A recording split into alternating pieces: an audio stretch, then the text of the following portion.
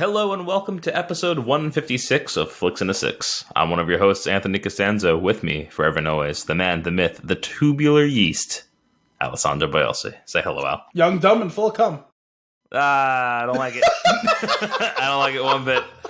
On this week's episode, we got HBO Max, My Hobbit Woes, What We're Watching, and Diane Kruger returns. Oh, God. Along with other news and nuggets, all before diving into our flick of the week, Point Break.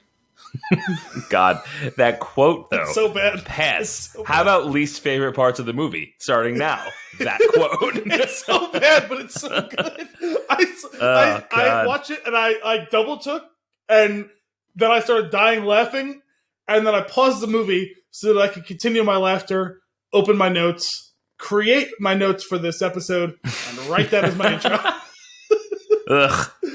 Because I was like, nothing that happens in this movie will top this as far as the intro for this episode. So, Yeah.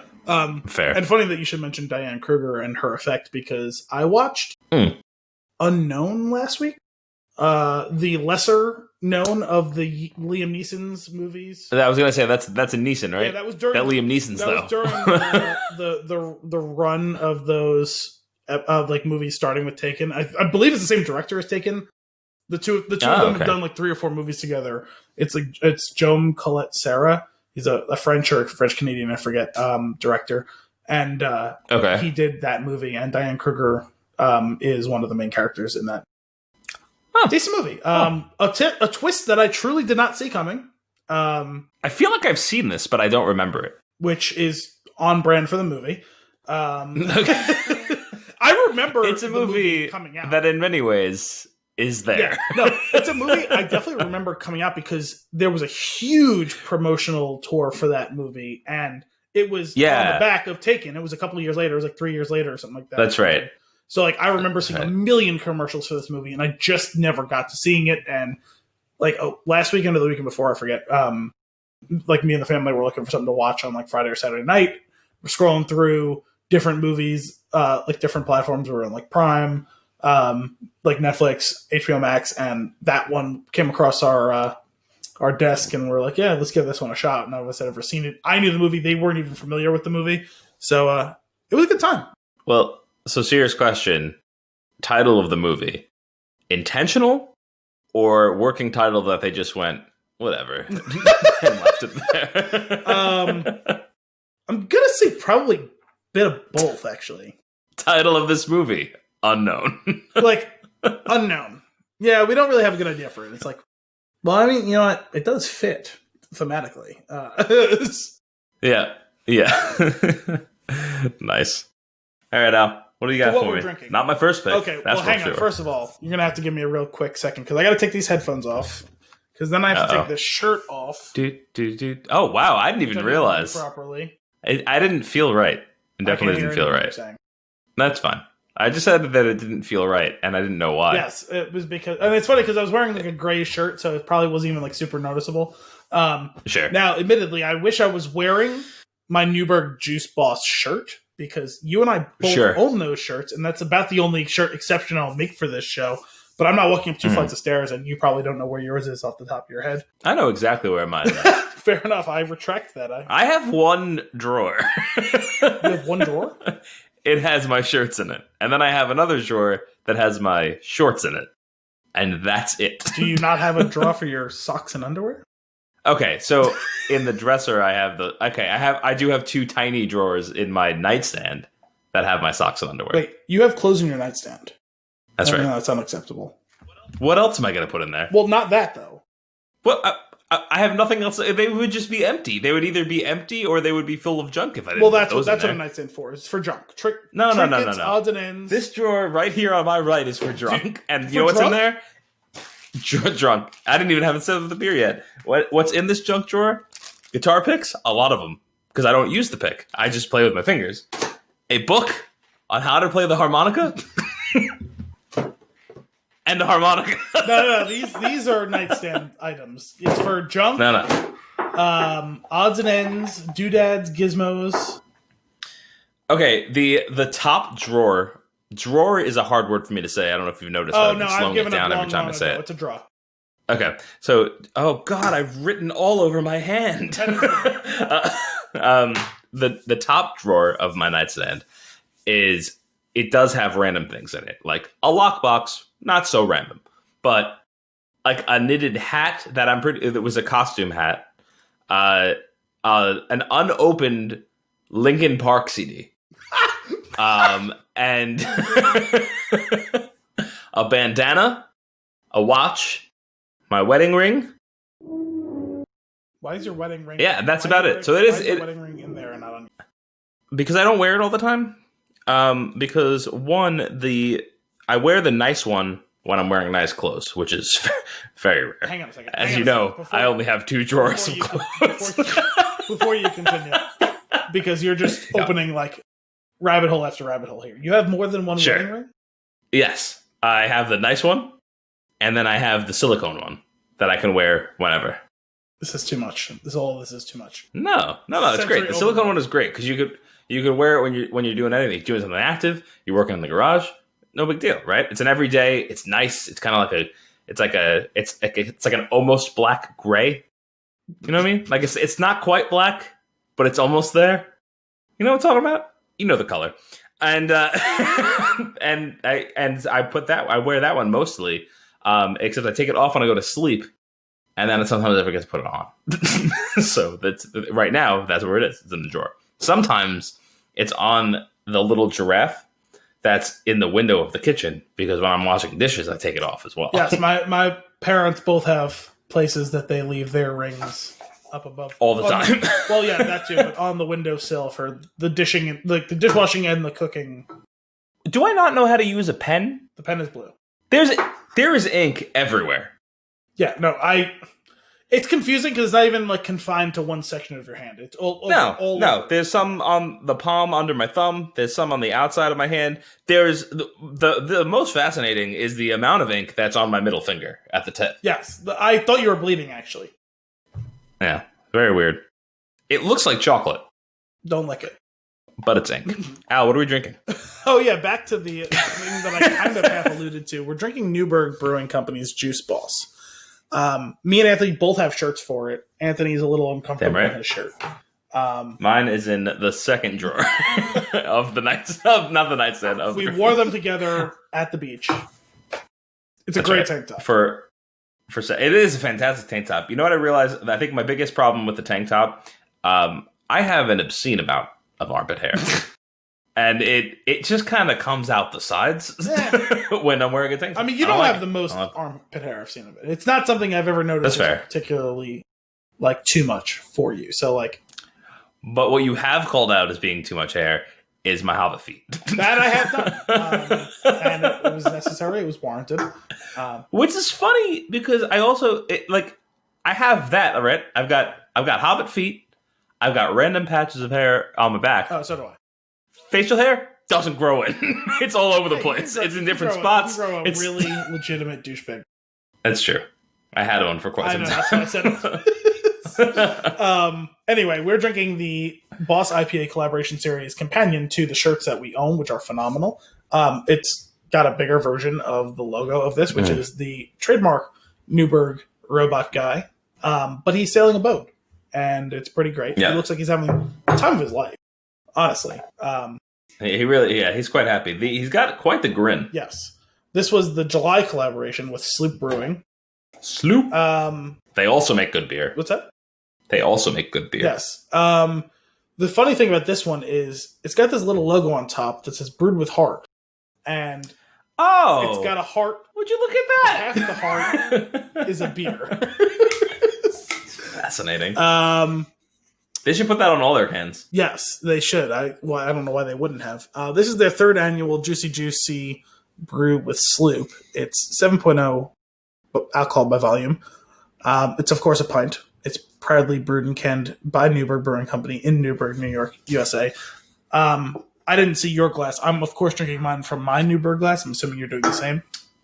I'm not. I'm drinking it out of this fun glass that I've been using a lot lately. It's a fun little tulip type glass. I'm going to shame you much the way that I shamed Brian earlier for not joining us in this episode.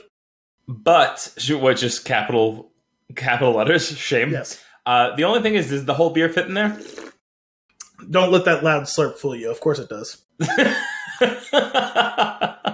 Oh, I guess we're trying it. Cheers. Don't let the fact that I drank it earlier and also I'm dripping all over myself fool you. It, of course, fits in this glass. Mm. There's so much beer. Oh, There's so much beer. We're coming out of the gates, Al. We're back, right? Is this the first episode of the year? Yes. We're back? We got the Newburgh beer. Technically it's the second one because we released one on New Year's Day. Oh, that's right. Nailed it. Against all odds. Against all odds, because two things. One, we recorded it technically at the very end of 2022. Anthony had to, be able to render and put that together, considering Gary accidentally sabotaged our recording of that episode. He did. Like a lot. In more than one way, and it was fantastic. Like a lot in more than one way, one of which we can discuss and one of which we cannot discuss. Yeah. Which I totally forgot until you just said that. We could never discuss that. No, that one's lost to history. That's in the archives. That's for that's Spin Shoe Eyes only. Spin Shoe Ears only. That's right. Yeah, those this lost beer, archives though, we've talked about since like the beginning of the show. This is one that's going to be in the second level of archives that never gets shown. That's right. That's right. Oh boy, we're coming out of the gates hot. I'm going 4 Thuckles. 4 Thuckles. Okay. I mean, it's a phenomenal beer. I love this beer. I had some already. I think I gave you a whole 4-pack, right? You have other ones, right? See, that's what I couldn't. I was looking at the guy sail on the boat, and I was like, I know I have this shirt, but I'm pretty sure I had this one a few times, and I think that's true. I think you gave me a 4-pack, and I drank all of them except the one that we're having. Yeah, so we have this mysterious thing where you've lost or misplaced and or drank a whole 4-pack of Juice Boss, and I seem to have misplaced a whole 4-pack of Terra Boss. Either that, or you and I are forgetting that we did it for a show already. Okay, see, that was my other concern when I picked up the beer. I know we're 156 episodes in. It's not unlikely. Yeah, no, I mean, it would have been within the last 6 months, and I just don't remember every Newburgh beer we've done. I don't remember every beer we've done. That's right. And I was just too lazy to go back and see if we did it in another episode. Sure. Do we have a running list? That should be a page on the Spin Well, Shoot for site. one thing, it is predominantly on Untapped, the Flix and a 6 Untapped, which I have not really updated for the last, probably 15 episodes. Am I following the Flix and the 6 Untapped? I believe so, though I'm not 100% sure. We only have 10 followers, and some of them are our friends, and that's great because they toast us and tag us and stuff, and we do the same for them. And it's a little community. It's a good community. We'd like to grow that community if anyone would like to join us. That's right. Join us. Please. And when you say we, you of course mean you, because I wasn't even certain I was following it. I certainly am not logged into it. Anyway. Oh, yeah. So this beer is 4 Thuckles. Yeah, this is definitely in the 3 to 4 Thuckle range. It's a phenomenal beer. It smells delightful. Very happy From with the it. second you open it, you can smell it, and it smells great. As I was trying to avoid this spilling all over me and failing at that, I was holding it awkwardly in front of me to try and catch the spillage in my hand. And so it left me in the perfect position to be just constantly whiffing the aroma of this beer. Okay. Oh, it's a happy accident. It's delightful. It's so citrusy and bright. Yeah. It's like a mimosa, but better. It's got a little bit of that dryness, right? It's got the sweetness of the orange juice. Yes. But it has a similar flavor, but it tastes like beer, not champagne. Nice and hoppy, but not overly. It's properly balanced in its hoppage. It's got that perfect bitter. It's not bitter, but it's there. Perfect amount of bittering taste. Lovely hop aroma. But it doesn't overpower the juicy, citrusy aroma. Hop Aroma would be a good band name. Okay. I could get on board with that. Oh, speaking of band names, Kim and I have a pact that if a rock band were to come out again, and we were to buy all the instruments again, and start up a new rock band, you know how you name your band? How? You go in and you name it. Oh, yeah. Sorry, I thought you were asking me the best way to name it. No, you name it. And we decided that when we do this, the name of our band is going to be Ubats Stugats. Why? Because we were done watching The Sopranos, and that was a phrase that we kept saying to each other. Nice. Anytime I hear Stugats, I always think of my favorite radio show that's no longer a radio show, or technically it's a pirate radio show, but exists only in podcast form. It's the Dan Leptard Show. They seceded from ESPN I really stuttered there for a second. They seceded from ESPN and currently are free agents, and they're doing a ridiculous podcast. It's a good time. Nice. Predominantly sports. Is that what you're listening to? No, that's not my note for what I'm listening to. I'm always listening to it. I have another note. Bonus listen. I like it. Well, that being said, I think we should just move into it. Oh, nice. Score. Yeah. I knew it. I knew I was loyal to this team. Let's get into some news and nuggets. What are you listening to? Because now I'm curious. Okay, so I stumbled across this. I follow on Twitter the chief head, whatever it is, TV critic for Rolling Stone, Alan Sepinwall. I've mentioned him on the show in the past. He does good work. I enjoy reading his stuff. He started this podcast, which apparently they've been recording episodes for like almost a year now. And they're only just releasing the first of them. And there's going to be more, I'm sure. But they've released 2 episodes of it. I listened to one of the 2 episodes. So it's called Too Long Didn't Watch. Okay. And it's a ridiculous premise. It's really gimmicky, but it's fun. So they take a celebrity, particularly it seems they're going for actors in TV shows, and they pick a show that they've never watched before, and he watches with that person the first episode of a TV show. They discuss his or her thoughts on that show. Then they watch the final episode of that TV show and just see what shakes loose. I like that. That's really fun. It's totally absurd. It really is gimmicky. They play very small clips. I've only listened to one of the 2 episodes, like I said. They play some small clips of the 2 of them watching together. So it's kind of a mystery science theater type of deal where you can hear the episode underneath, and it's the 2 of them having a conversation while they're watching. So the one I watched was Alison Brie she was watching Game of Thrones, which is both the best and worst possible show for this idea. Sure. Because it's the most ridiculous you can get for this idea. And also, it's such a bad example because there are people who actively watched every single episode of that show who barely fucking know what happened.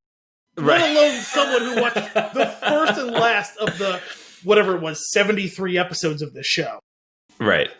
But does it have to be something that they've never seen, yes, that he's never seen as well, the host? No.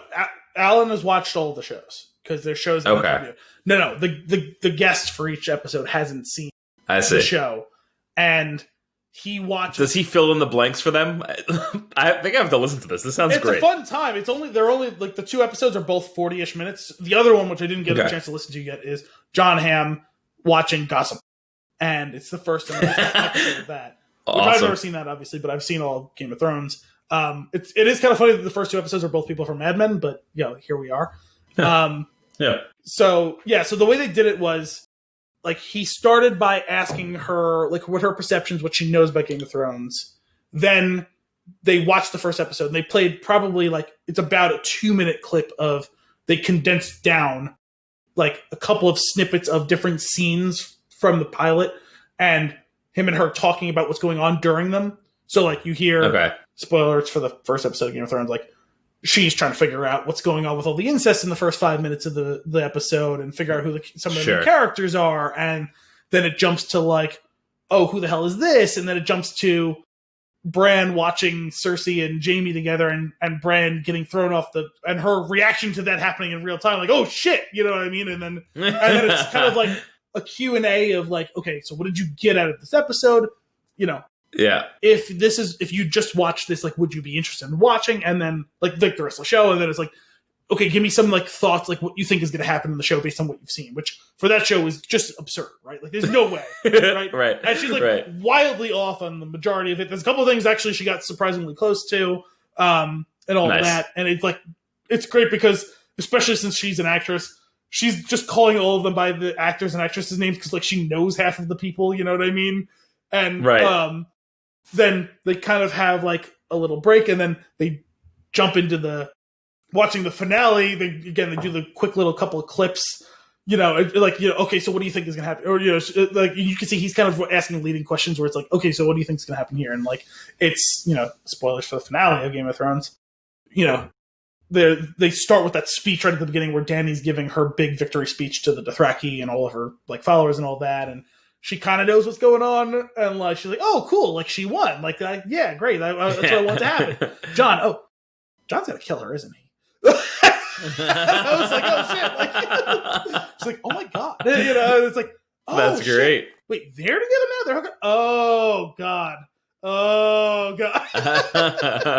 And then they talked out what she felt about the finale. Did she think she could follow in any way, shape, or form what happened? You know, based on what she's seen in the first and last episode, would she be interested in watching? Like, all that sort of stuff. And then, like, they revisited some of her predictions from watching the pilot to see how they worked out and other sort of things, you know, and they asked her some other, like, guided questions. They gave her some, like, multiple choice to, like, guess. It was fun. It's a totally ridiculous premise. This does not feel like the type of thing that could be sustainable long term because it really is ridiculous, but it was fun. It was entertaining. It's a messy show, but it was fun. It'd be fun to watch one for Breaking Bad.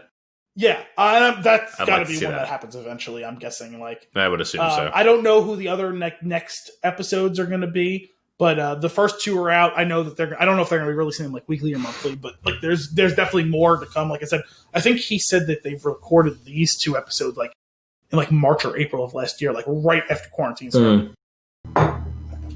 Gotcha. That's cool. I would definitely. I'll check that out. That sounds like a lot of fun. And they're not that long. Like I said, they're like 40-minute episodes, 45-minute episodes, something like that. Yeah.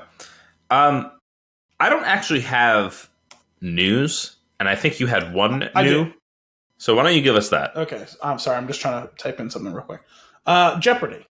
So last week, when this episode airs, it'll be about a week ago, was the final episode that they had recorded with Alex Trebek. Down the stretch. Well, most of this year, honestly, I watched a whole lot of Jeopardy. It's been a mainstay of my life. I don't know for you how it's been and how like attentively you've watched Jeopardy. But from like not a great deal now or like in the past many years, but back when I lived with our grandparents, that it was always on. It was every night. So they were big on Jeopardy and Wheel, right? Yeah. So yeah, as a child, we watched it a ton. Then like through like as I was like getting into like my teenage years, like we watched Jeopardy most of the year. Then it kind of became a struggle or like a kind of a conflict between that and like watching like baseball. Like me and my dad would want to watch the Yankees most of the year when they were on, but we would usually flip back and forth between Jeopardy and the Yankees for that 7 to 7:30 hour. And then the Yankees would be like 7:30 on type of thing. And then I kind of lost track of it a bit, maybe 6 or 7 years ago for a couple of years. Mostly schedule related, where a lot of times I would not be around for dinner type of thing. And so I didn't watch it very often for a few years. And then more off and on again for the last couple of years. And then this year was really probably just because of the nature of, you know, the pandemic and being home, although during the summer there were some nights where I wasn't getting home from work until like 8, so I just didn't get to see it. But really, honestly, for the most of 2020, I watched, you know, probably 85% of the episodes that aired during the course of the year. But really down the stretch, especially as, you know, it's been a couple of years since Alex had been dealing with his pancreatic cancer, you know, was trying to watch as many of them as possible because I could feel it subconsciously at first and then more consciously as it felt like this is like one of those few remaining ties to my childhood. And also, you know, how long could he really last? And then when the announcement came out in the fall that he died, I kind of made a conscious effort. I was like, man, I want to watch every last one that I can down the stretch here. And they were supposed to actually air it the week of Christmas, I believe, his final week, because they took a quick break at one point, and then they kind of pushed it off to after the new year. And so the final episodes, the final week of his run aired between last week up until the 8th. The 8th was his last episode.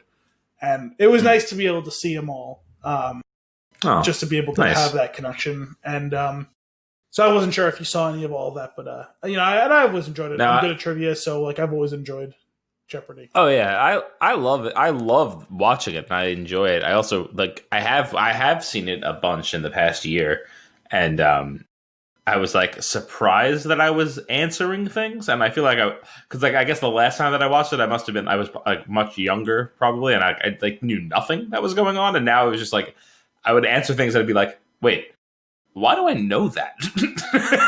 So that was fun. But it's no, I always enjoyed it, but I was never really like super tied to it. Like I never like continued with it. It's funny because I was always good at it, but like obviously got better the older I got. It was especially funny because last week during one of the last, it wasn't the last one. It was like, I want to say the second to last one of his.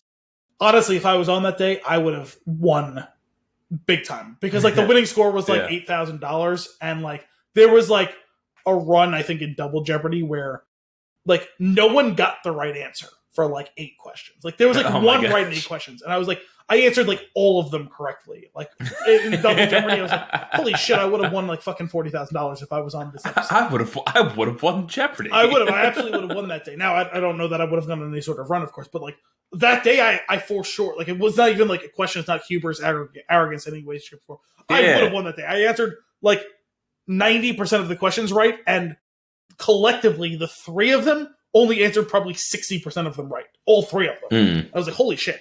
And I mean, that's just how it happens sometimes, right? There's just categories that don't line up. But this week they started off with what comes next. And so it looks like the first month or so is going to be episodes that are guest hosted by Ken Jennings. So he's been on this week. I think he said he's recorded about 30 episodes. And today they announced what's coming next after him because they're going to do a rotating cast of guest hosts. It looks like everyone's... And then Nicole Brown. Not so far. Damn. I just want her to host everything. She's great. Well, so they announced like an additional 4 hosts. It sounds like each of them is going to get a week, and like so it sounds like they're going to do a rotating cast of everyone gets a week, and then we'll do more, and they'll probably release them in batches as like So the first batch that comes after Ken Jennings, I don't know what the date is that his ends. Like I said, I think it was 30 episodes, but the guest hosts that are coming after Ken are Katie Couric, Bill Whitaker, who is a correspondent on 60 Minutes, I believe. I wasn't super. Aaron Rodgers, the quarterback of the Green Bay Packers, who was apparently a huge Jeopardy fan and was on Celebrity Jeopardy several years ago. And I think the reason they announced all of these is because he accidentally let slip that was happening the other day on podcasts. That's funny. And Mayim Bialik, who was on Big Bang Theory, and she's got her own new show that's just come out recently. So the 4 of them are the next 4 guest hosts after Ken. Ken's done a pretty good job, but it's noticeable. Will Ferrell. He's going to have to be. Especially considering... Right? In character. Especially considering a few months ago, Alex... the story circulated, because I think the quotes were from a while back. Apparently he was a big fan of that on SNL. Oh, that's great. I love to hear that. It's funny because I actually that's assumed awesome. he wouldn't have been, but apparently he loved it, which is great. So if they don't have Will...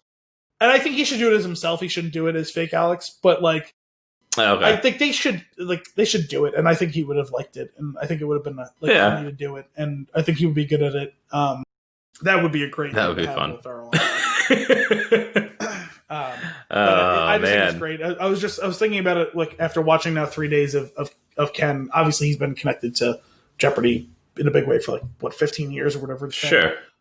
It's funny because it's obvious to me that there's so much of like, oh, I don't want to fuck up.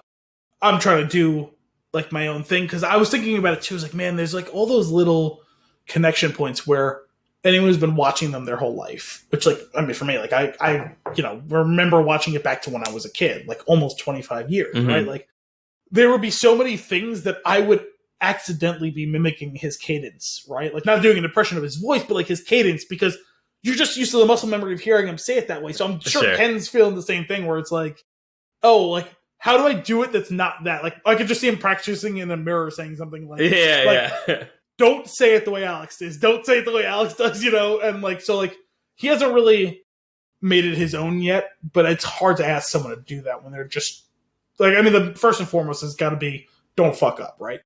Sure. And then also don't accidentally mimic Alex because that's your muscle memory to do it that way. Mm-hmm. Oh yeah, that'd be tough. That's funny. I'm curious how that'll play out. Maybe I'll get back into it for that. That is sad though. It is the end of an era. Yes, I mean, he was on that show for 40 years or something like that. Like he is Jeopardy. He is.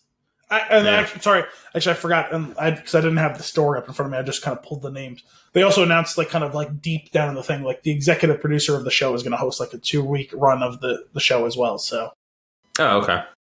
Interesting. I think it would be worthwhile. You know what? A quick story. So I wanted to get this is one of my nuggets. I been itching. I don't know. It was growing over the last couple of episodes that we did, but as you know, I've been getting the itch to watch The Lord of the Rings again. Mm-hmm. The time has come, and I'm ready. So I was like, oh, and then obviously the 4K release came out, and I wanted to get it. Yep. It sold out everywhere. And I kept checking, every week around like Tuesday, midweek, I would be like, is it, anywhere available? At the risk of ruining your story, is the 4K version not available on HBO Max? I don't know. It was unclear from the thing. I don't know if it's extended. I don't know if it's the theatrical version. I don't know what it is. It didn't have enough detail when I skimmed over. Okay. But either way, I want to have it. Like, that's part of it. Sure. I want it. But I just mean, like, to scratch the itch. Sure. So I was like, oh, I'm going to get it. So I went to, kept looking for it, couldn't find it, not available anywhere. And then Saturday, I think it was Saturday or Friday night, it was available at Target. There's one left. I was like, that's a risk, but hey. So I hit the thing, order for pickup. Order went through. I also included The Hobbit because they had that trilogy, and we want to do that eventually. So I added that as well because I don't own the Hobbit movies. By the way, side note, we can probably do in relative safety now because Brian recently had COVID. Oh. And also now has been vaccinated. And Dominic has also been vaccinated. And I believe that I may be eligible for it soon as well. So... Oh, nice. We can do it in safety now. All right, so it's coming, is what you're saying. Well, yeah. Yeah. So I was like, okay, cool, that's there too. They had 12 of those. I was like, okay, no big deal. So 12 in one. Hopefully this order goes through and I can get it. Order goes through. I was like, great. It'll be ready in 2 hours. They usually say, and then it's like they'll send you an email when it's ready. It's like I still have a feeling that like there's still the chance that there's the two things that are going to happen. Either one, somebody goes and buys the last one before they pull it off the shelf, or two, and this is the thing that this is an irrational judgment that I pass every time I order one of these things or anything for in-store pickup, is that somebody's going to see it and it's going to be on the far end of the store and they're just going to say it wasn't there. Right? And I think I might be in the latter situation here. So the order went through. Time passed, eventually got an email. One of your items is ready. The other is not available. So the Hobbit was ready, right? And the other was not. I was like, well, that's lame. And then I had this like really weird, I don't know where it came from, but this like all or nothing attitude about it. Like I was like, I want both of them. So we went to Target to go pick it up the next day. And you just decided I'm going to go find it myself? Oh, and I went to look. And not only was it not there, but there were also no Hobbits. So I like maybe they only had them in the back, and they actually did check, and it wasn't there. I'm not sure. That's where it started. It's gonna say it's a dangerous game because like Walmart, Target, stuff like that. It's all based on RFID. So like they're like X amount of them are supposed to be in the store. There is one that is physically in the store. Now we don't know where, but it's here. Yeah, it's somewhere. It's here. So we get there. We're like, all right, whatever. And I was like, I'll just grab the other one. They've already picked it up. I'll go to customer service and grab it. Walk around the store, get towards the front, and the line is longer than I have ever seen. And that's saying a lot, because I've seen a long line at Target before, but this was absurd. First off, it's also like, everybody was also way too close. And I was like, I'm already uncomfortable. I'm not standing here. So I went, and I was like, luckily I didn't have to wait in that. I was like, even if they had it back there, I wasn't going to buy it, because I wasn't going to wait in that line near all those people. So I was like, it's good that they didn't have it.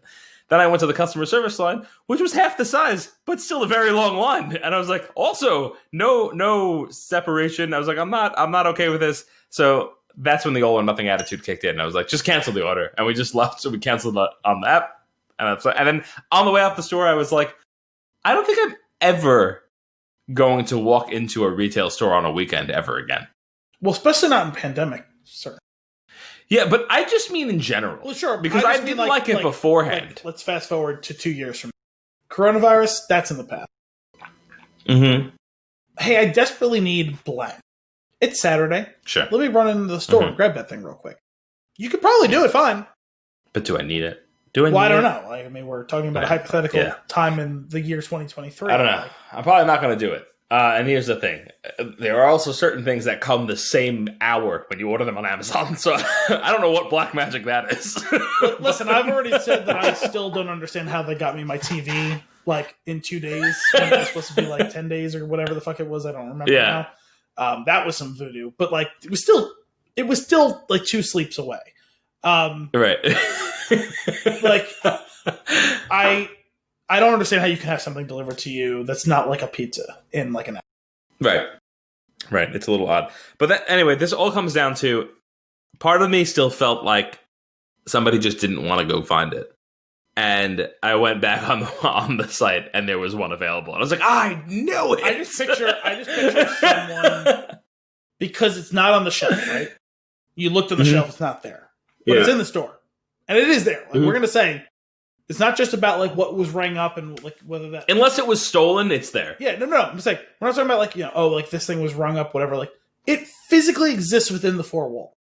Right. I'm picturing, guys, someone ordered this online and we have it in the store, but we can't fucking find it. And they're giving them out like some sort of like scanning type equipment. Like I'm picturing like the beach like metal detectors, and they're just wandering around the store trying to get a hit on this thing. Where the fuck is it?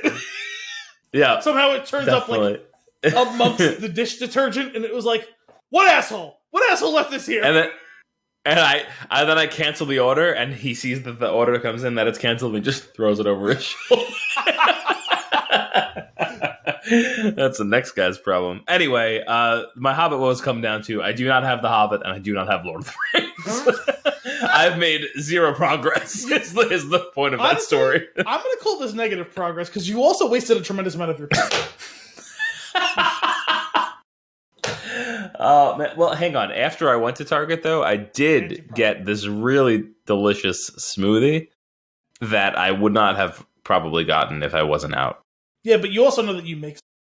Yeah, but it wouldn't have been this one. So it was really good. Due to trademark laws, probably not. It's like it was great. It was like it was from a place called. See, this is where I don't really want to tell you the rest of the story. I'm not happy with the name of the place. It's called Juice, and it's spelled Jus with dots above the U. Umlaut? Yeah, that's the one. Umlaut.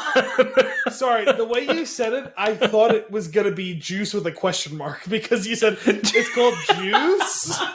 And I was like, now when you say it that way, is the store asking you the question? Like, would you like some? We got juice. So to which I said, we got juice. So. To which I said, yes, I would like some juice. And it was like bananas and cacao nibs and dates. It was delicious. See, I was sitting here this whole time. I don't want to name the store, and I'm like, oh god, what is it? Is it called something terrible like Hitler's Blendery or something like that? Like what is it called that you don't want to name it? Like Juice with a question mark would have been great because then it's all about inflection, right? Talking about juice and naming that because I was thinking this before you said anything. I just assumed it was something terrible. I didn't realize you were going to talk about like a juice. Is that what it's called? A juice? I don't know. A blender. Sure. Juice station. That's it. Yeah, a blendery. I like that. Yeah. I like blendery. Well, listen. It blew my mind the first time I walked into a fromagerie and found out that's what it was called. Stop. That's what You shut your mouth. I've eaten pasta out of a cheese wheel, and I did not know that was a word. Establishment that makes and sells cheese is called a fromagerie. I did not.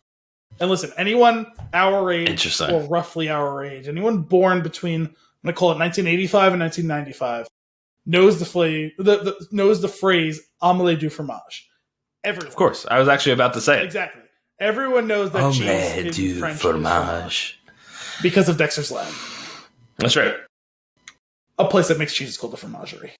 Can I tell you where I spiraled out while you were talking about that? Is that you said fromagerie, and that sounded awfully close to Fabergé egg to me. And I then started thinking about this Batman book that I used to have that had these little... do you remember these books? They're like kids' books. and you flip a page and you read it, but like over certain words, there's an icon and there's a little button, and you hit the button and it makes the noise. Right. There was a Fabergé egg icon, which Fabergé egg was a word that was very difficult to say when I was younger. But every time that came up, you had to hit it, and it would go wow, wow, wow. Growing up, I was like, I don't know what this is. And then I found out what a Fabergé egg is. And since then, I've been wondering, why does it make that noise? I'm 72% certain that a Fabergé egg does not make that sound. I think it just makes a glass shattering sound when you knock it off the shelf. Sorry, whatever. I think that's it. Whenever I think of Fabergé eggs, I always think of... there was an episode of Family Guy. I don't remember what the setup to the cutaway was. But Peter launches himself out of it like a medieval-style catapult. Mm-hmm. And so he launches himself, and he does the but it fades away and he falls. And cut to a person is an adult man sitting inside of his house, and he's wait. I know this scene. I know he's this. He's sitting one. in a room with a bunch of precious items, and it's a Fabergé egg.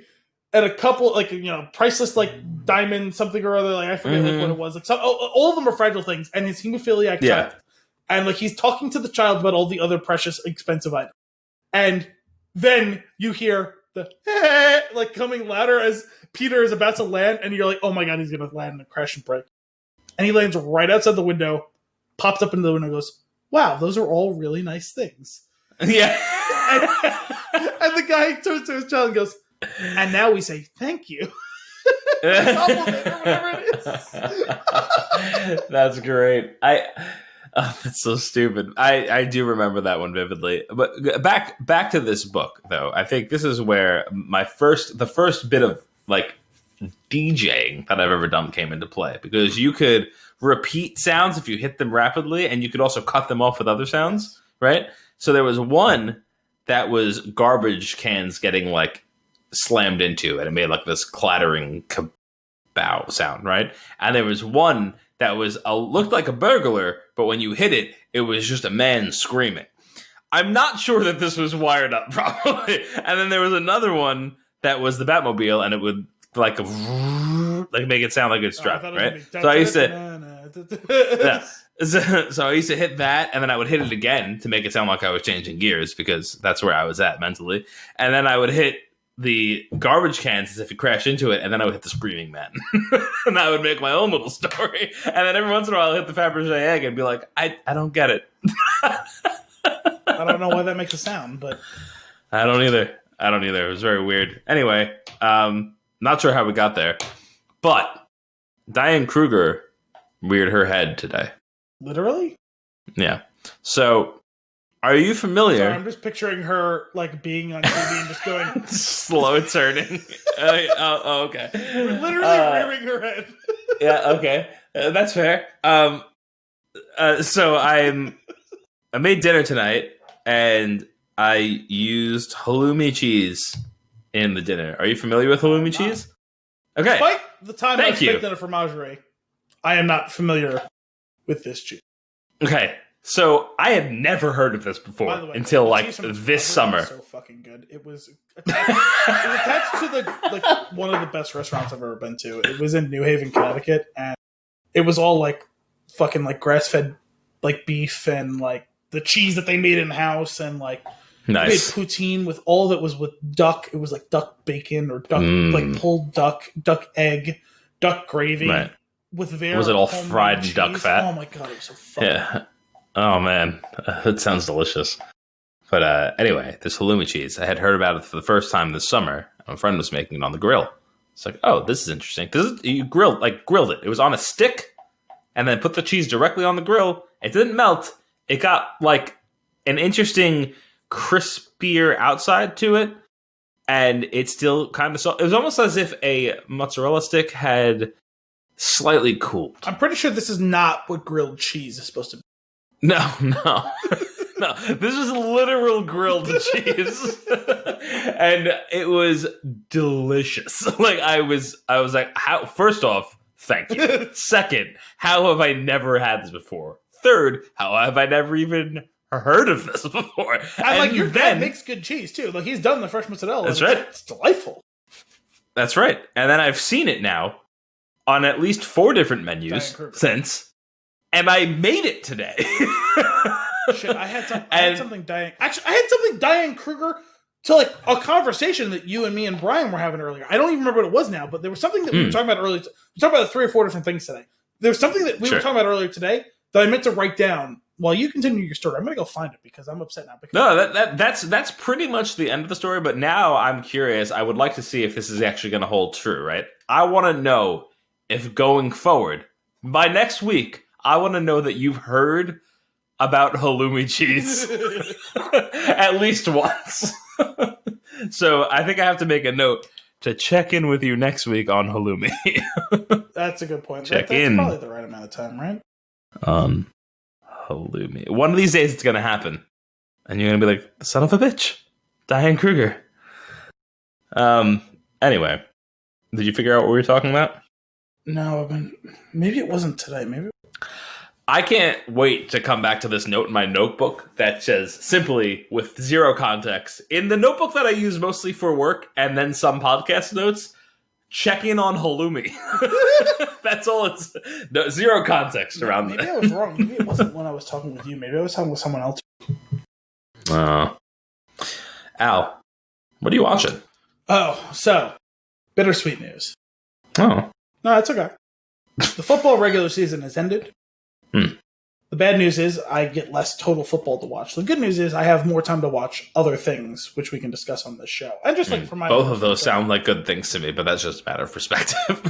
Well, I mean, if it was about like objectively good things, my horrendous team, the Jets, finally fired their horrendous coach, and so things are probably going to be better. I mean, they haven't hired a new coach yet; they're in the process. Things are looking up. I don't object to any of the people they're interviewing, so that's great. Well, no, I object to one of them, but like 8 of the 9 people that were interviewing, totally on board with, totally sensible. I like really like a few of them. The rest of them, I'm at least okay with, and like fair enough because like I don't know, I don't have all the answers. I don't get to be in the room when they're interviewing them, so like just basing on what I watch on Sundays, and I think I'm a fairly discerning viewer. I played it for a long time. I spend a lot of time consuming media involving football. I watch a ton of it. Like I think I'm more discerning. You're well versed. Yeah, I'm well versed. I'm not an expert. I'm well versed. But anyway, regardless, with football schedule for the next several weeks just merely being set. Can sorry, I have to pause you for a second. I've been listening to a little bit more than usual, a bunch of different podcasts. Okay. And the amount of times that I've heard "irregardless" lately has been driving me up a wall. Not a word. Not a word. I'm just so glad that you said it right. That was one of those. Not to bring it back to Family Guy, but we're going to do that again in a minute anyway. So, so remember that? Do you remember that old? Because this is an old school episode now, where it was Stewie kills Lois and then Lois kills Stewie. Right? It was a classic back to back. It was like one of the very few at that time episodes where Family Guy did like linked episodes. And that was one of the things that Stewie does when he becomes president in the second episode is he bans a bunch of words and phrases from the English language. I think it was all words from the English language. Irregardless is one of them because it's not a word. Fantastic. But it was words and phrases because one of them was, and I know I'm guilty of this occasionally, but I really try not to do it. One of the other ones I always remember is a whole nother. Yeah. That one bothers me. The thing is, it bothers me too, but I am occasionally guilty. It happens. Sure. Because you're trying to add emphasis and it happens. But a whole nother, irregardless. There's a couple other ones that he bans too. I don't remember but those 2 I always remember from that list. But I really try not to say irregardless because it's not a word. Regardless. Anyway, thank you. My schedule is opened up during the course of the week to both do a little bit of video gaming and do some more watching. So broken up a little bit of the loud gem I've had for several weeks and months now of stuff. I've been able to catch up on the current season of The Expanse, which I've been super excited to do. It's been a really good season so far. I've noticed some of these streaming platforms, especially with their bigger shows, I have to imagine it's in response to what's gone on with The Mandalorian in the past year, where they realize, oh God, even with streaming, we can have success with doing a weekly model and getting everyone's attention and trying to reclaim that whole monoculture thing that we all thought was dead with the death of, or with the end of Game of Thrones, right? Mm-hmm. And so The Expanse, and also watching, what's going on with FX and FX on Hulu. Sorry, Brian. Where you drop 2 episodes and then you go weekly from Rest there. in peace, Brian. It's just because we're shaming Brian because he didn't make it for this episode tonight. So with The Expanse, Amazon. Well, hang on. Sorry, we're half shaming him because I think he did watch the movie. Okay, that's worth a half shame. We'll drop that shame to a lowercase. Lowercase shame. So anyway, for The Expanse, they dropped the first 3 episodes on the day they were debuting, and then have gone weekly since on Wednesdays. I did not get to watch the new episode tonight, but I like that though. So I'm all about the weekly release. I think that's better. That's better for me mentally. It's better for better for me productively, and we'll get into that when we get into what I'm watching. But but when you started off though, giving me 2 or 3, I like that. Yeah, because it gives you a chance to do more than dip your toes in. Like you can kind of mess around in the world. I think that's still the be sweet left spot. With hey, I still want to be expectant of what's coming next.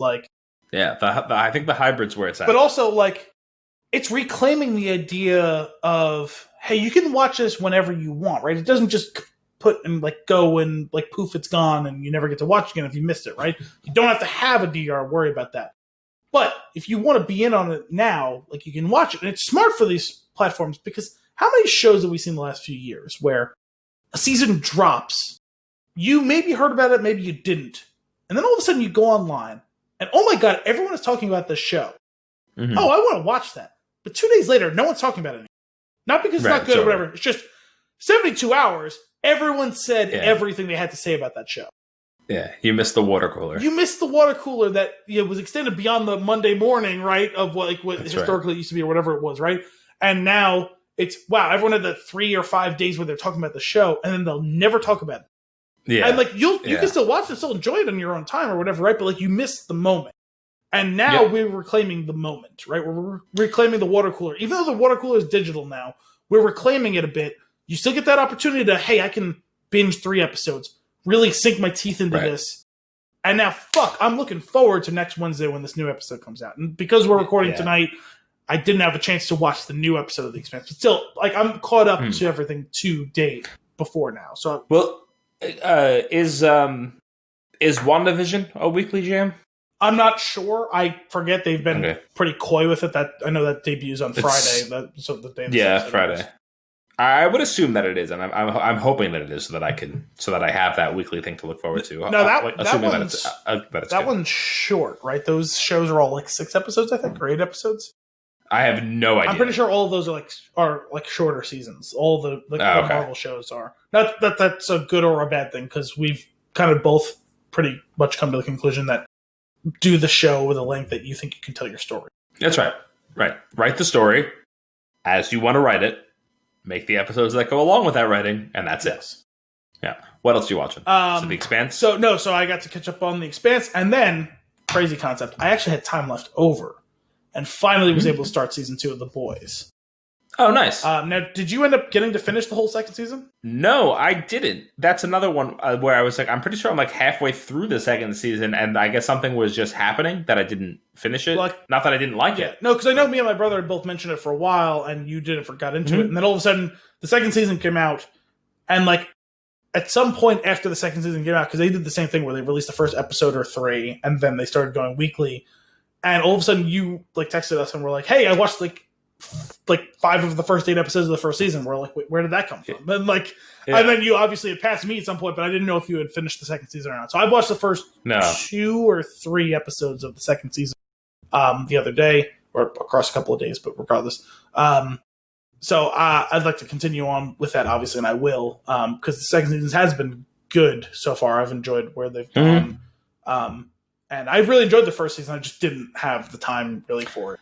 Man, that show just does this incredible thing of making a callback to don't besmirch the name of Billy Joel. 6 episodes into the first season, and then well into the when they will randomly play a Billy Joel song when something horrible has just been done. And I think it's a great shtick, if you're paying attention, you see those things. Like, it's so much, like, it's a great attention to detail for no reason other than this is kind of funny to do it this way. It's a really tough thing to stick, but somehow they managed to pretty perfectly nail that. We're going to play this song that really doesn't fit the mood of what's going on, but fits the content of what's going on. Which I also like that they're always like, they're basically, that entire episode is like, that entire series is like, by the end of this, I hope that you still haven't figured out what genre this is. And they're so far, they're nailing it. So far, mission accomplished. And it's like, and it's not a bad thing. It's not an identity crisis thing. It seems like it's what they're doing, and that's kind of why I like it. Yeah, no, it does seem very intentional, right? Yeah, but all right. So you're getting into the boys. Yes. So what else? As I caught you in that phrase. That's right. When you announced it. So what else are you watching? So the other thing I have to come back to, and I've mentioned it a few times over the past few months, and this will be like kind of the final time I announce it this way. I can't believe I'm saying this, but here in 2021 and the end of 2020, Family Guy is good again. Oh. I Okay. can't believe I'm saying this because it's been several years where the show hasn't been particularly good. And I'm not saying it's reached the heights of like the peak of the show in the early mid 2000s, but the show is legitimately good in a way it hasn't been in a decade. Okay. Like, I've watched all but I think the last episode they did, which was like shortly before Christmas, like a week or two before that or whatever. And I don't know if they've picked it back up since the new year yet, but the last like 6 or 8 episodes, whatever it is that I've watched, have all been legitimately good episodes. Like, I'm not saying any of them have been old timers per se, but like legitimately really good in a way that I haven't felt on a consistent basis in 4 or 5 years at minimum. Where like for a few years now I've said like, oh yeah, like I'll kind of watch it like in the background, or like I'll throw it on when I have nothing else to watch, or like, hey, because it's easy, right? Like, hey, like I want to watch something that I haven't watched before, but I don't want to delve into, I'm going to sit down and watch this for an hour, right? Like I just want, like, I can get in and out in 22 minutes, right? So it's perfect to throw that on, like, oh, I'm not quite ready to go to bed type of thing. And it used to be you'd watch 4 or 5 episodes and I'd have no memory of them, and then, oh, that one was pretty good. And then 4 or 5 episodes I'll never remember again. Oh, that was pretty funny, right? I think every episode I've watched of the last 6 or 7 episodes has been legitimately good. Nice. And it's been a long time since I could have said that. Yeah, it's been a long time since I've watched that show at all. Even like going back to The Well, but it's I'd be down to watch some of that. So if you're saying it's good, maybe this season has been legitimately entertaining. It's been a good, solid, funny show, and they've had some of the episodes where they had some things to say, and there've been some of the episodes where they're just doing their dumb bullshit, and like that's great and it's fine, it's easy. But they've been working. Yeah, they've been legitimately working. Like, it's been a good time. It's nice to see that. It's funny because a few months ago I listened to The Armchair with Seth MacFarlane, and I had no idea that he hasn't been running the show for years now. Like, he just does the voices. Like, one of the other guys, I forget the name of the guy now. I think it's Alex Sulkin. Like, you'll see his name in like the credits always. He's the showrunner now, and so MacFarlane works for the show now. It's not his show anymore. And I was like, oh, I've been wondering why for years now the show hasn't been good, and it's because he's not doing the show anymore. But whatever they've done, I don't know if it's just a new writer's room or whatever, but this season has been legitimately entertaining. Nice. Sweet. Are you watching anything else? No, those have been the 3, at least since we last spoke a couple weeks ago. So nice. I have I've got some stuff since we last spoke. Okay. You ready? Yes. All right. First, when we last spoke, I had started the Queen's Gambit, and I wasn't sold. Yes. I have finished the Queen's Gambit. It wraps up nicely in the last 3 episodes, to the point of the last 3 episodes were a lot more engaging, and I started to like the show. I do think it's suffering from the not everything needs to be a TV show. Okay. I think maybe 3 parts. Maybe that it could have been dwindled down to a 3-part limited series versus an 8-part or 7-part, whatever it was. We lingered too long in areas that were not, like, you get it. Like, it's like, I got it. And if it were a weekly show, maybe it would have been different. But it wasn't. It was released all at once. It's 8 episodes, and there's a big stint of it that I'm just like, what? Like, okay, like it's whatever. It's fine. It's better in the end. It's not great. It's not nearly as amazing as had been implied. See, that was one of those shows where like I feel like 40% of the stuff I saw online was just praising that show up and down, but for 4 days and then never again. Yeah. So that's one. So that's done. It's in the books. I'm not going back to it. No big deal. Not that I hated it or anything, but I have no interest in. I don't think I'll ever watch that again. You know. Then we were like, well, we finished that. We have HBO Max now, thanks to Wonder Woman. Let's finish The Sopranos finally. So we burned through the remainder of the last season of The Sopranos, and I can say I do not like that show. It's over, and that is a show that I will never watch again. Not a single episode. I'm over it. I'm done, and I have no interest in going back to it. So that's off. That's off my plate now. Happy to say I've completed the task.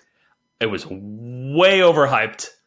And it is, if it was good at some point, it is definitely only good in a weekly viewing mode that is separated by, I don't know, 7 months of not having the show. That's about the cadence that you should watch. So the old school model. That's right. It's the only place that listen, would work. I'm proud of you. You ate your vegetables. Garbage. See, I don't know. I mean, I don't know what the exact viewing habits you have. I was watching them in like 2 or 3 episode like spurts. So like I wasn't like a full on binge, but like I was like, hey, Friday night I'm at work. I have a lot of downtime. Let me watch 2 episodes. Hey, Saturday night, let me watch 2 episodes. And then I probably wouldn't watch any episodes until like Wednesday. And then maybe I'd watch an episode. And then Friday night, let me watch 2 episodes. Like that's how I went through that show. So I don't know if that's more or less frequent than you were watching it typically, but less. Okay, so that's definitely less frequent. So that's probably part of it. I mean, don't get me wrong; it definitely wore on me. I think probably subconsciously I chose to watch it in that way, just because it's a very dark, heavy show. Like, and there's only so much of that you can take. And I'm insane, and I watched that amidst like a run of shows that were all super dark and depressing. Like, yeah, that sounds terrible. I forget the exact order, but I know I watched that and Mad Men back to back. I'm pretty sure I watched that first, then Mad Men, because Matthew Weiner started writing on The Sopranos before Mad Men. But there wasn't just those 2 shows. There was like 5 shows. The Leftovers was one of them. There was a couple of other shows. There was like super dark shows, and it was like, wow. Yeah. Well, I will say that sounds horrible. Yeah. But I can say in confidence, I hate The Sopranos, and I'm not the only one. There are literally dozens of us. just like the Never Needs. No, I liked the show. I did. Not to say that some of it wasn't gratuitous or unnecessary, because of course it was. I think I have a proper reverence for where it exists in the timeline of shows, kicking off the golden era of television, or the second golden era of television, depending on how you want to look at it. I do think I've appreciated some of the stuff even in a vacuum more than you did. I think I got the overall vibe in a way that you didn't. Not to say that like you couldn't get it. It's just like it just didn't work for you in that way. No, that's the thing. Is I get the show. I understand what's happening. I understand what we're doing. I don't like it. It's not for me. That's all it is. Yeah, I get it. No, that's fine. There's a difference between I view it as a difference is I don't like this and this is bad. Like, you know what I mean? Like, and like if you're just like I don't like it, fair enough. Like, not everyone's gonna like it. I don't like it. I don't think it's nearly as good as people are making it out. I do believe it's overhyped. I just don't agree with you on the magnitude, but I do believe it is overhyped.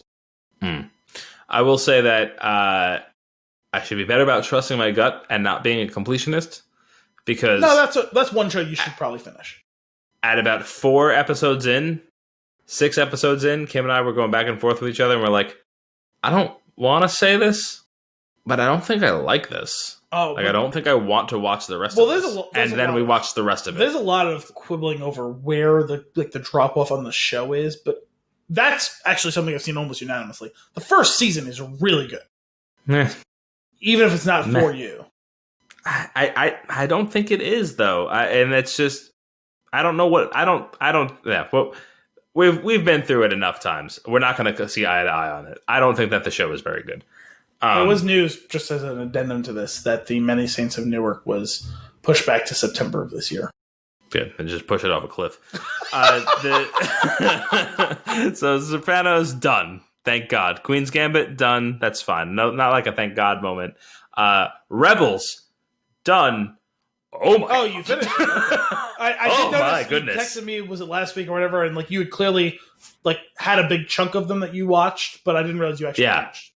Yeah, I finished Rebels a few nights ago, and the final couple of episodes of that show are better than a lot of Star Wars movies. This is a good show. It was a really good show. It's so good.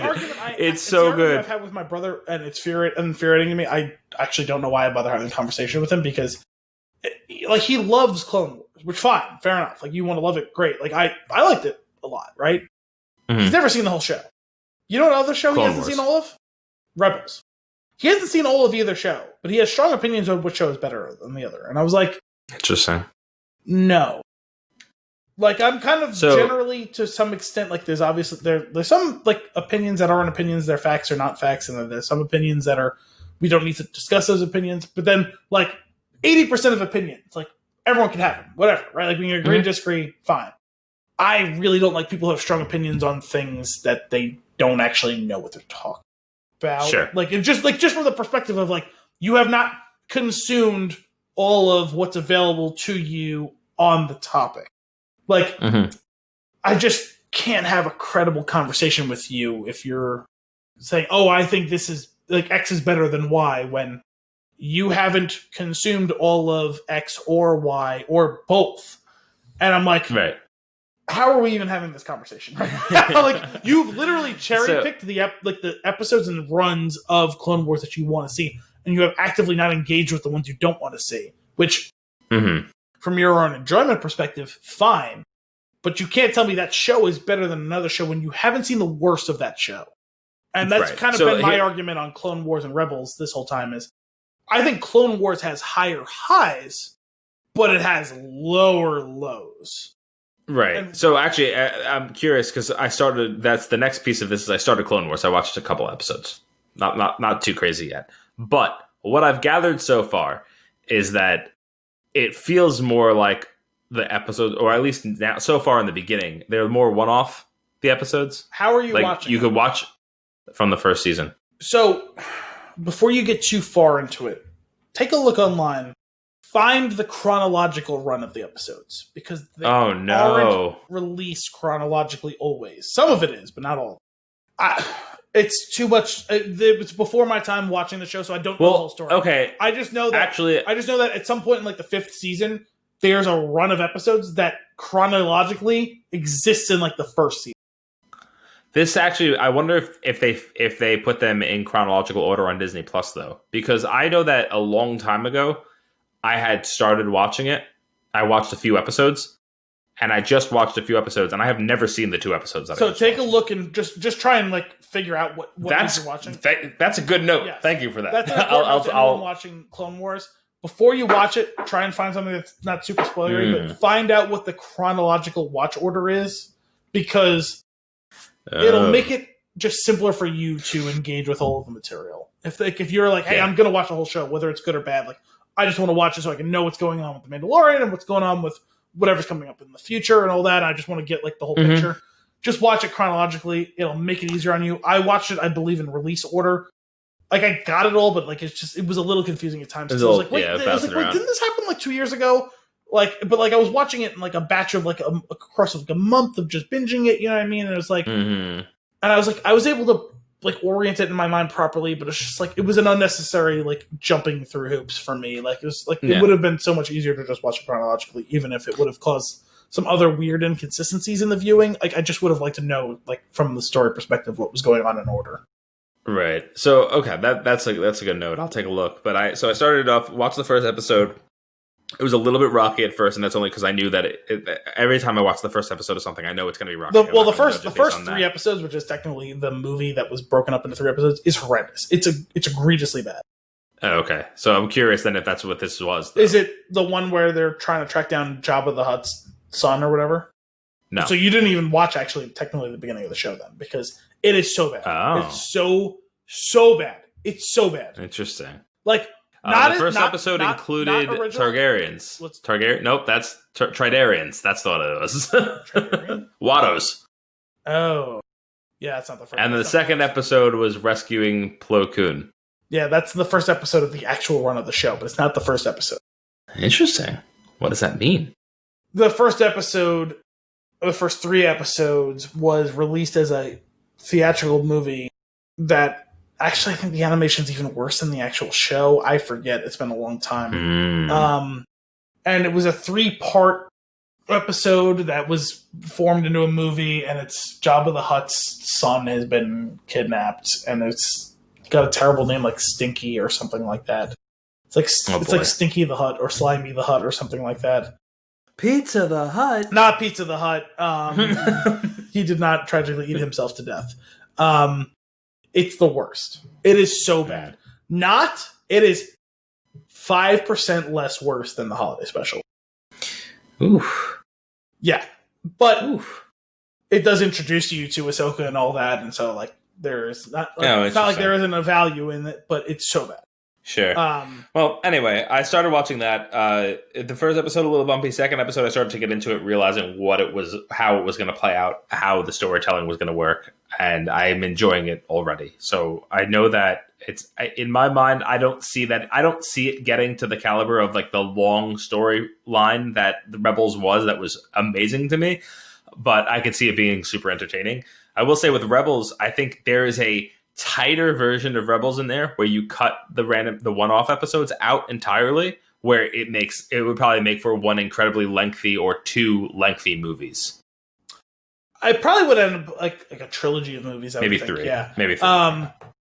Yeah, they're definitely the structure of the on the fall, off the fall, back to the fall. I think those are your 3 movies. Kind of, yeah. The structure of those 2 shows is dramatically different because Rebels is done like most like conventional shows nowadays are done, like in which like they're telling storylines and they have a bottle episode or whatever. Like they tell storylines across the whole show and across each season or whatever. Whereas Rebels is predominantly, especially after the first season or 2, predominantly told in like 3 to 4 episode arcs, where everything is an arc and eventually it all ties together in whatever way. And like there is kind of a loose thing each season's building to, but not always exactly. And that's again due to the fact that they made some episodes and then decided we should hold off and like air this later for whatever reasons there are. And there were different reasons for depending on which arc it is. But you can tell because like the Emperor is voiced by 2 or 3 different people during the course of the show. And that's funny. Like later in the show, it's like, wait, that was the voice from way like a long time ago. Cause I believe Ian McDiarmid does the voice for some of it. Tim Curry does the voice for some of it. And also Sam Witwer does the voice for some of it. And also Sam Witwer does the voice for Darth Maul.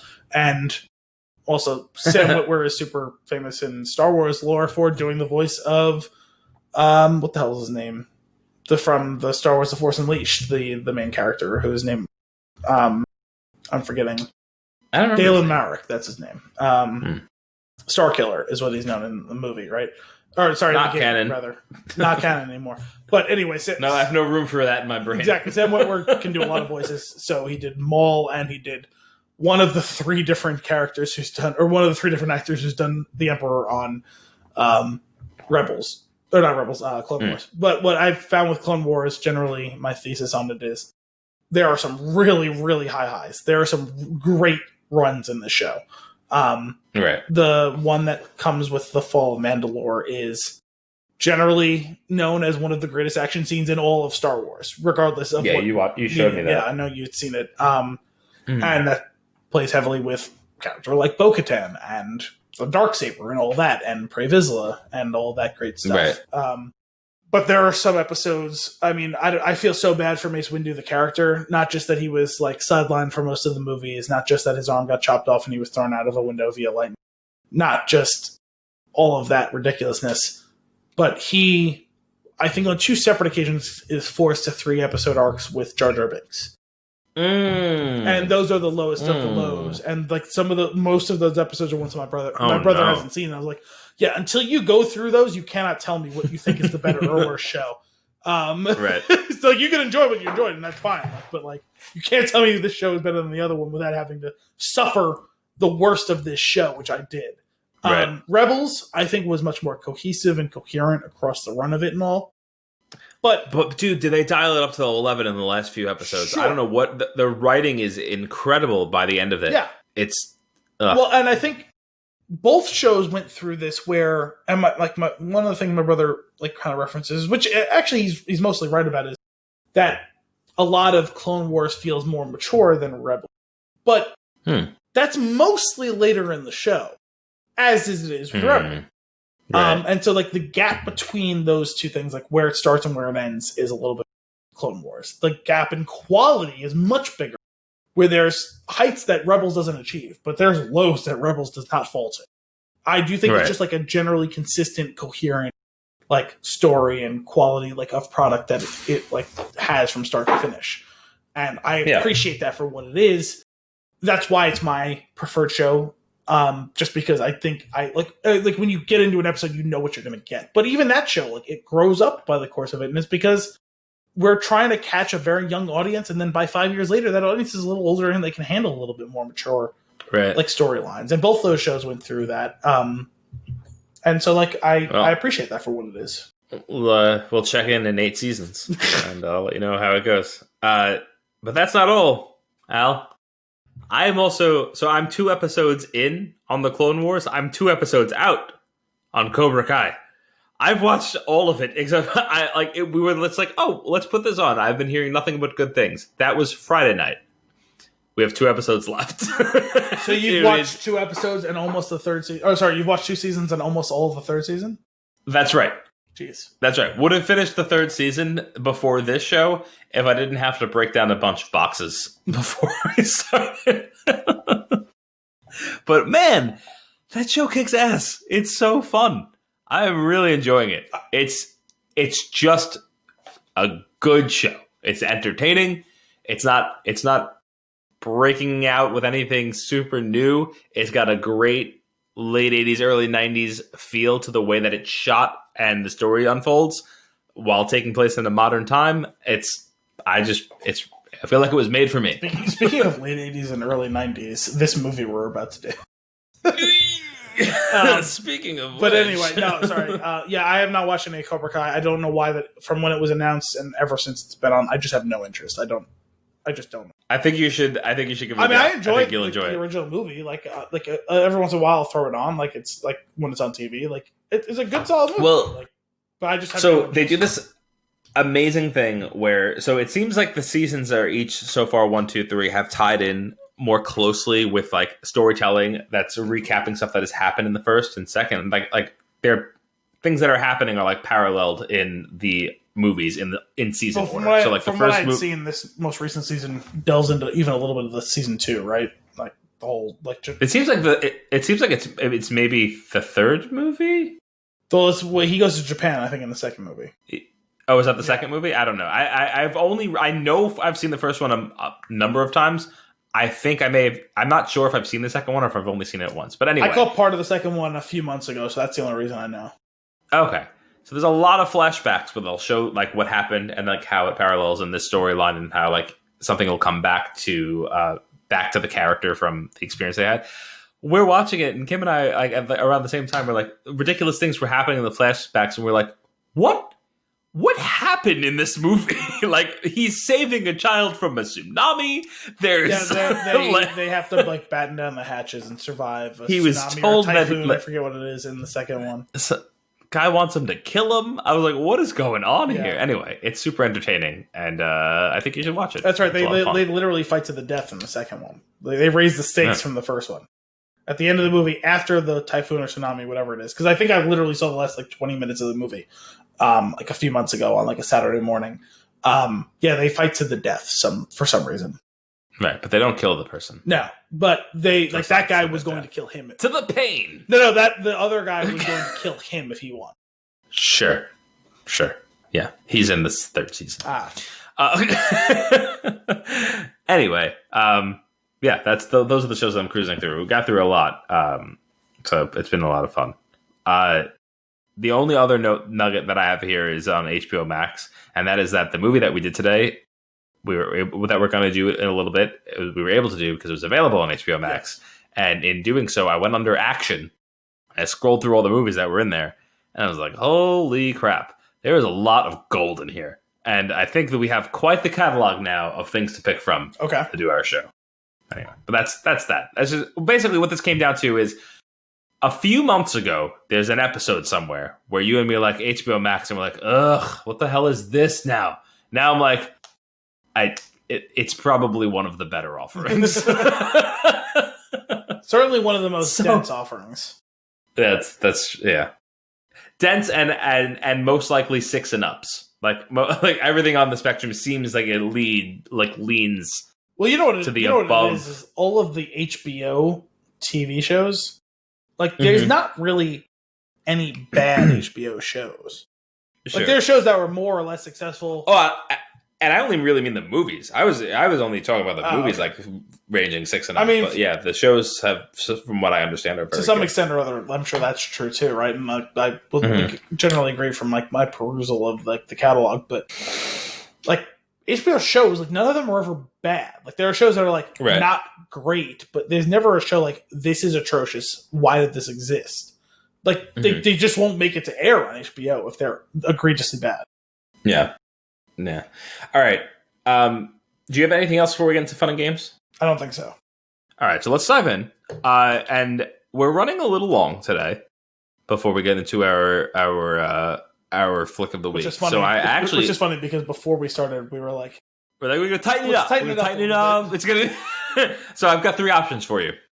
Okay, of fun and games. One is barely fun and games. It's which Keanu Reeves character are you based on your zodiac? So there's not really any question involved. The second one is which Keanu Reeves character is your soulmate? And the third one is new and might be the most enticing to you. Is just a Mad Libs. Let's do that one because I've always enjoyed Mad Libs. It's from madtakes.com. Okay. Because it's like a bootleg, like Mad Libs. There's a handful of categories on the search page. I'm going to read through them. You stop me when one of them is the one that you want to do. Okay. Be Kind, Letter from Camp, Romeo and Juliet Prologue, Old MacDonald, Personal Ad, Rush Hour 3, Love Letter 4, War, Runaway Bride Proposal, Part of Your World, The Little Mermaid. Sorry, Runaway Bride Proposal. Okay. Here we go. Give me an adjective. Curious. A noun. Chair. A number. 17. A noun. Big chair. No. Chair. Car. An adjective. Funny. A verb. Run. A noun. Cup. A body part. Are you just looking around the room? No. A body part. No, the chair was the first one. The chair was because I was looking around the room. Sorry, Sure. Body part? Yeah. Elbow. Elbow's a good one. Yeah. Elbow and nipple are usually fun ones to go with. Nipple would be good. Okay. Adjective. Smart. All right, ready? I'm going to go mad. Look, I guarantee there'll be curious times. I guarantee that at some chair, 17 or both of us is going to want to get out of this car. But I also guarantee that if I don't ask you to be funny, I'll run for the rest of my cup because I know at my elbow, you're the smart one for me. What? Al, I know in my elbow, you're the smart one for me. And with that, let's get into our flick of the week. Point Break, released in 1991. Rated R with a 2-hour and 2-minute runtime. Right. Your IMDb synopsis. An FBI agent goes undercover to catch a gang of surfers who may be bank robbers. Yeah, that's pretty much it. I'm blown away. Before we get into this too deep, Al, any award? Wait, I thought we were doing the 2015 one with Luke Bracey. No. Oh, so before we get into our tweet-length reviews, I was like, oh, I know that they remade this movie not that long ago. Is there anybody in it? And I didn't recognize anyone. Luke Bracey. Except maybe 2 or 3 characters, but they were seemed to be deeper in the list of cast. Luke Bracey is the only one I know of in that movie. Who is that? He had a moment where he was in like a bunch of movies.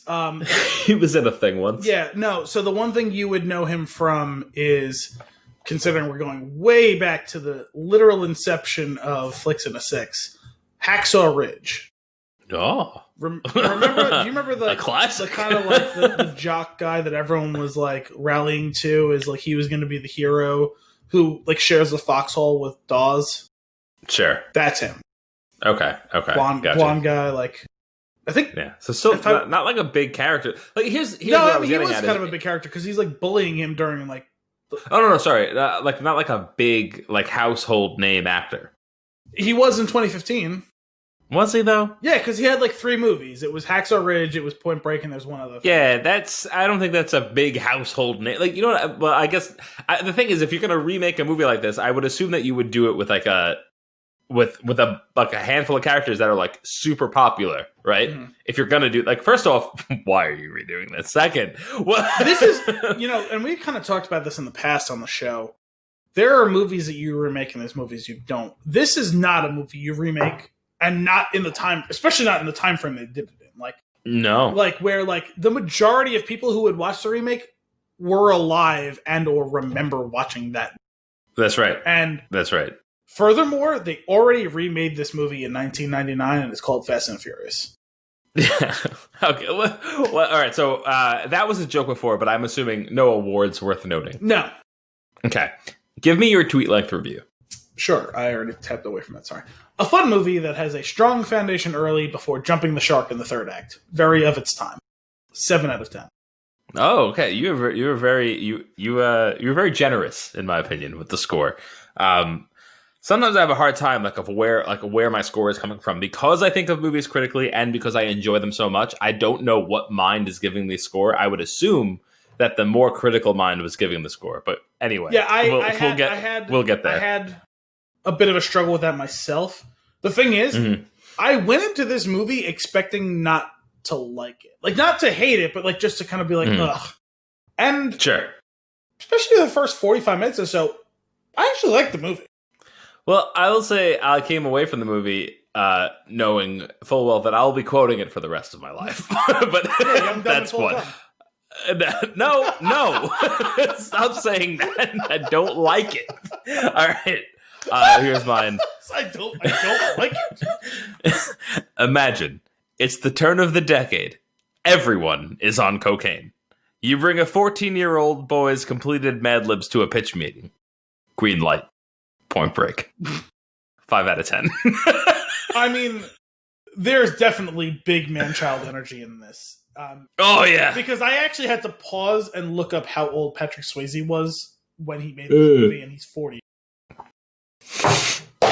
And yes, and I like, dude, it was jarring to me this whole time. I was like, oh god, one of these things is not like the other.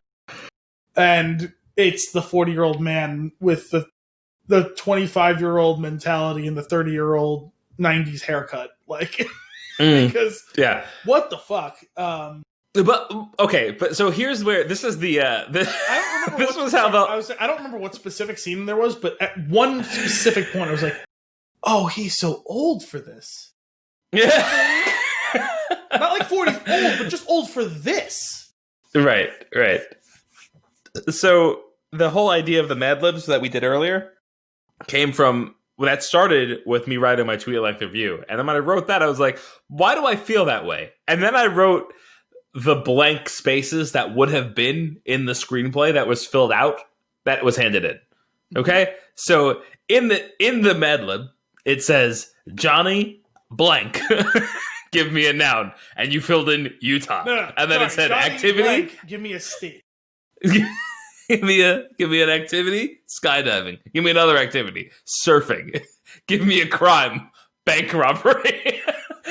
Boom, you got a script. No, there's some legitimately like good, especially like I said, specifically the first act. I'll extend it to the first 2 acts. There's some good, like the story is pretty tight early on. Like there's like, is it? Yeah, there's specific. I'm gonna need you to defend that. I feel like it's just wacky and all over the place. Not early in the movie. No, I didn't feel that way. there's a very specific. We have a young, hot agent who's young, dumb, and full of cum. Sorry, 3 strikes and I'm out. I won't do it again. You're done. I won't do it again. All right. He's trying to find his footing, right? You have a couple old heads who are trying to figure out whether they still want to do this, right? You have a crime, and where does it all fit together? And they start... Sex wax. What's that?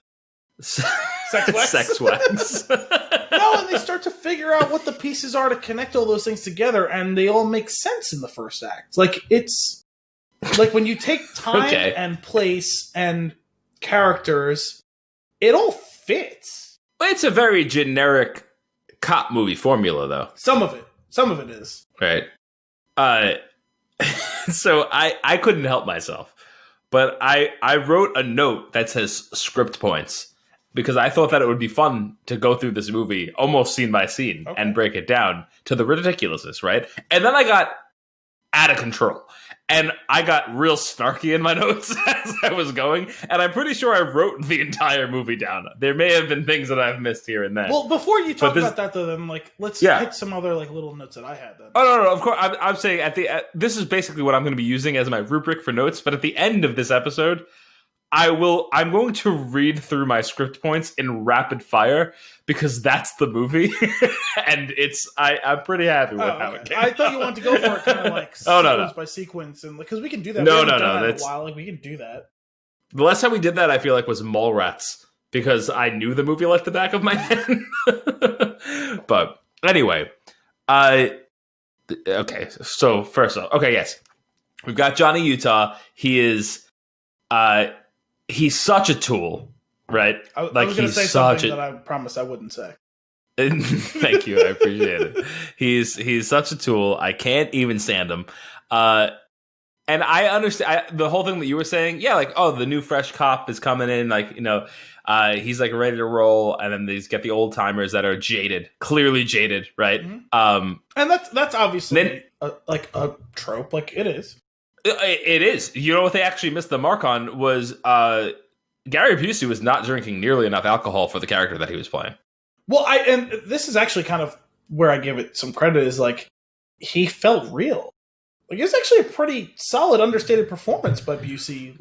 After that initial couple of scenes where he's gonna really be hot-headed, he's a real person. Everyone, no matter what business you're in, people like that who are burnt out and someone shows up and reinvigorates them and they rediscover why they were in this to begin with. Well, let's talk about that specifically though, right? So what reinvigorated him was that super intense, are you upset? No, super cheesy, and don't get me wrong, there's a bunch of cheese in this movie. There is. And that was why I thought I was going to hate the movie. But with the exception of that in the beginning, they really hold off on that till the end of the movie. And the third act, it's super cheesy. It's honestly, it's bad. It's over the top.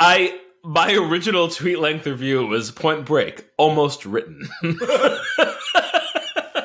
they get that out of their system early on, and from then, their relationship, even though they don't spend a ton of screen time together, actually feels real and developed. As developed as it can be. Sure. It's still... This isn't the English Patient, but No. But it feels real and developed for what it is. For what it is, sure. Spoiler alert. But what is it... When Gary Busey dies, sure. I didn't shed a tear. But for what... no, but what I'm saying is it's not that movie, but for what it is, it feels real and developed, is what I'm saying. Yeah, I guess what my point is that at this point in my life, I've seen so many buddy cop / cop movies that are dramas or not dramas or comedy dramas. It's not really clear that it's this is the generic formula. That's what it felt like. Plus a bunch of adrenaline. Yeah, that was definitely. just tie that together, right? 1991. Yeah, but this is where we'll get into this, but that's where it really goes off the rails, which is the way that the entirety plays out between Johnny and Bodhisattva. It's ridiculous. It's just ridiculous. Of course it is. But yes, you're right. When the Buse dies, Yeah, you see that coming from a mile away. What I did not see coming was that I was going to be able to smell his breath through the camera. He exhales so heavily into the frame that I was like, ugh, I'm moist. Let's not care for that scene. Also, that I like that shotgun that hit him from a reasonable distance, every bit hit him. Oh, it fucks his shit up. But that was ridiculous. Also, while we're on the topic, yeah, and I'm going to have to go through and do an audit, but I just realized after watching this movie, and I haven't seen Gary Busey in a ton of things, but I have to wonder whether if I evaluated his catalog, does he start to creep into the conversation? I'm not saying he would be equal to them, but just into the conversation with, like, Sean Bean and Liam Neeson for how many times he's died on screen. Oh, I'm sure he does. He's got to be. Because there's, like, legitimately 3 roles I can think of him, like, seeing him in, and he dies in all. Oh, see, it's unfortunate that the first role that came to mind, he didn't die in. Okay, what's that? But now I'm second guessing myself, and I'm just going to double check real quick that he was actually in that movie, and I'm not thinking of somebody else. Yeah, it's him. He does not die in Rookie of the Year. He is, however, a washed-up baseball player whose career dies. I don't remember Rookie of the Year. I know I must have seen it, but I don't recall it. Oh, man. We should do Rookie of the Year one day. That feels like an extremely 90s movie that's going to be even cheesier than this. It's so good, though. So I think of Lethal Weapon, and he dies. It's also got Daniel Stern. So. Yes, he dies in Lethal Weapon. Sure. Dies in this. Well, let's pull up the Buse. Let's see if we can run through his catalog of movies that we've seen with him. Yeah, Lethal Weapon, dead. Dies. Point Break, dies in dead. This. He dies in Under Siege. He dies in The Firm. Okay. I didn't see Under Siege. You have, right? I have seen Under Siege. It's been a very long time. This was one of the things that got me really excited about HBO Max. I was like, oh my god, Under Siege. I haven't seen that in so long. That was when I went through my Steven Seagal phase. That was like maybe 3 weeks, but it was a phase. I think I've seen part of it, but it was a long time. I don't think I saw the whole movie, so I didn't remember that, so. It had Under Siege 1 and Under Siege 2, and as I was scrolling through and looking at the movies, it's like Under Siege. That's a silly, clever name for the movie, right? It's Under Siege. It's the submarine, the whole thing. Under Siege 2 is on the train, and I just think that it's really... Is that like Speed 2 Cruise Control? That's right. Did he die in Gary Busey Pet Judge? I have no earthly idea. He was in the last Sharknado. I would assume he dies in that as Gary Busey. I can tell you one thing he doesn't die in. And I only saw it fairly recently as part of it. He does not die in Silver Bullet. Okay. Does he die in Entourage? Probably not.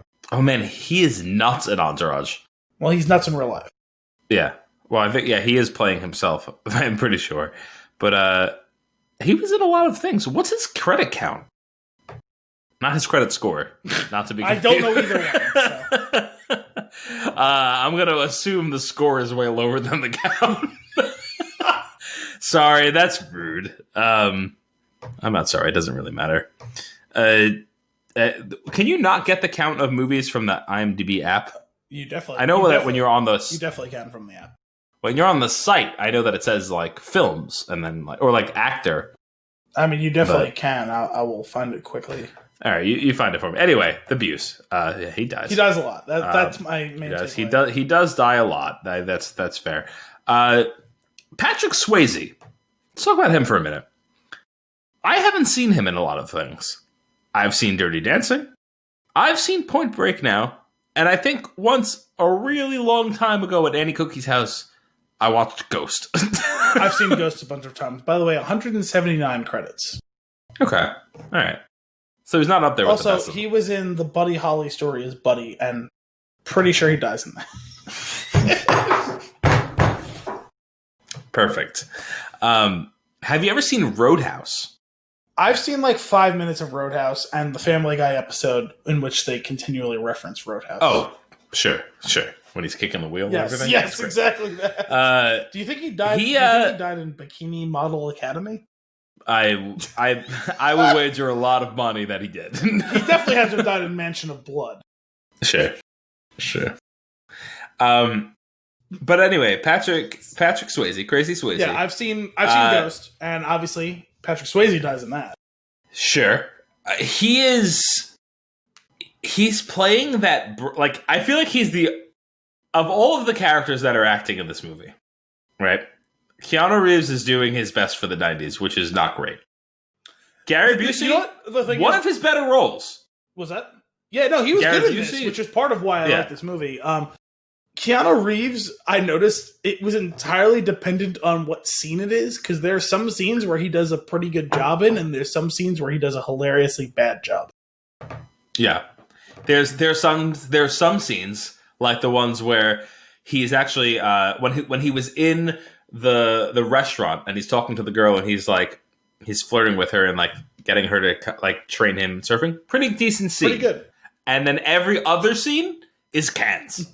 No, not every other scene, but there's a bunch of scenes where it's cans. How about when he says lose something, brah, at the end when he throws the Reagan mask at Patrick Swayze? Yes. Oh my god. How did you feel about that delivery? Cans. It's cans. Okay, back to a good delivery. When he meets the Buse for the first time, this is where I was like, I'm not sure how this movie's going to play out. And he's talking shit about him. Yeah, that was actually a pretty decent scene, and he also gets some good jabs in, and I was like, okay, maybe the first minute of the movie is a little bumpy, and this will be a little bit better going forward. And then Gary Busey pulls the blindfold back over his eyes and goes, "Wah!" and jumps into the water, and that's the first time I noticed, that was fully dubbed over. And I didn't notice that, actually. And then I realized the rest of the movie, the majority of the lines in action sequences are completely dubbed over. So much so that the characters' mouths not moving when they speak. I guess I didn't notice that. I did watch part of this movie on the projector, but with the light on, because it's a stupid conversation. But the point is, the visual quality was not at a optimal viewing for the whole movie. It kind of interspersed for the first half of the movie. So sure.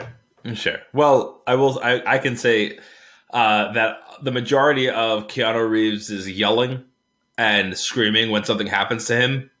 His mouth is not moving, and it's great. It doesn't even bother me. I mean, actually, not terribly surprising. It's just funny. It's probably a lot cheaper to do that, especially when you're I don't know, jumping out of a plane, because they're shooting that, I'm assuming, in midair, and the audio on that's going to be god awful. So you're going to do as much of that as possible, dubbed over at the end, right? And because there's so many of those lines that are way too clear for how they are clearly falling through the sky. I'm pretty sure, I can't remember exactly what it was. It might not have even been this scene, but this is how I remember it. Because it was one scene in particular where he has to pander to the audience and tell them exactly what's wrong in his shout. And his mouth doesn't move. And I'm pretty sure it's when he slides down, when he's chasing Reagan, and he slides down into whatever those things are that they use to shoot movies in California, like Terminator 2, when the truck is driving through the sewer, whatever that area is that he slid down into, and he falls. Yeah. He slides down and then he falls maybe 2-3 feet and goes, my leg, and his mouth does not move. Because they really had to explain. Oh my god! I saw someone do that exact thing today. I was parked in a parking lot, and someone was walking in front of my car, not directly in front of my car, but let's call it 10 feet in front of my car. And I was on the phone with my boss, sitting in my car, the car running. This person was walking, and I watched this person's knee clearly buckle, and that person toppled as if they got sucker punched in the jaw, no, forward.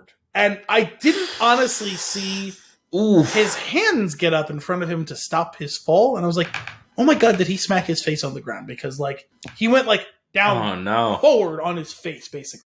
And ouch. I was like, I gotta hang up, dude. Someone just fell in the parking lot. And I gotta make sure he's okay, because he's not moving.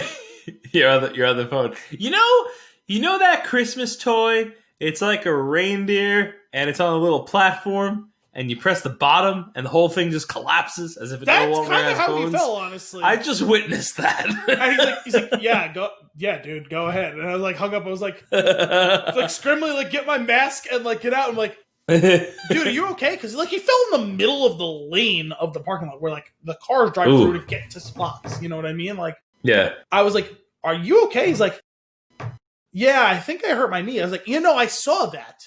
Are you okay?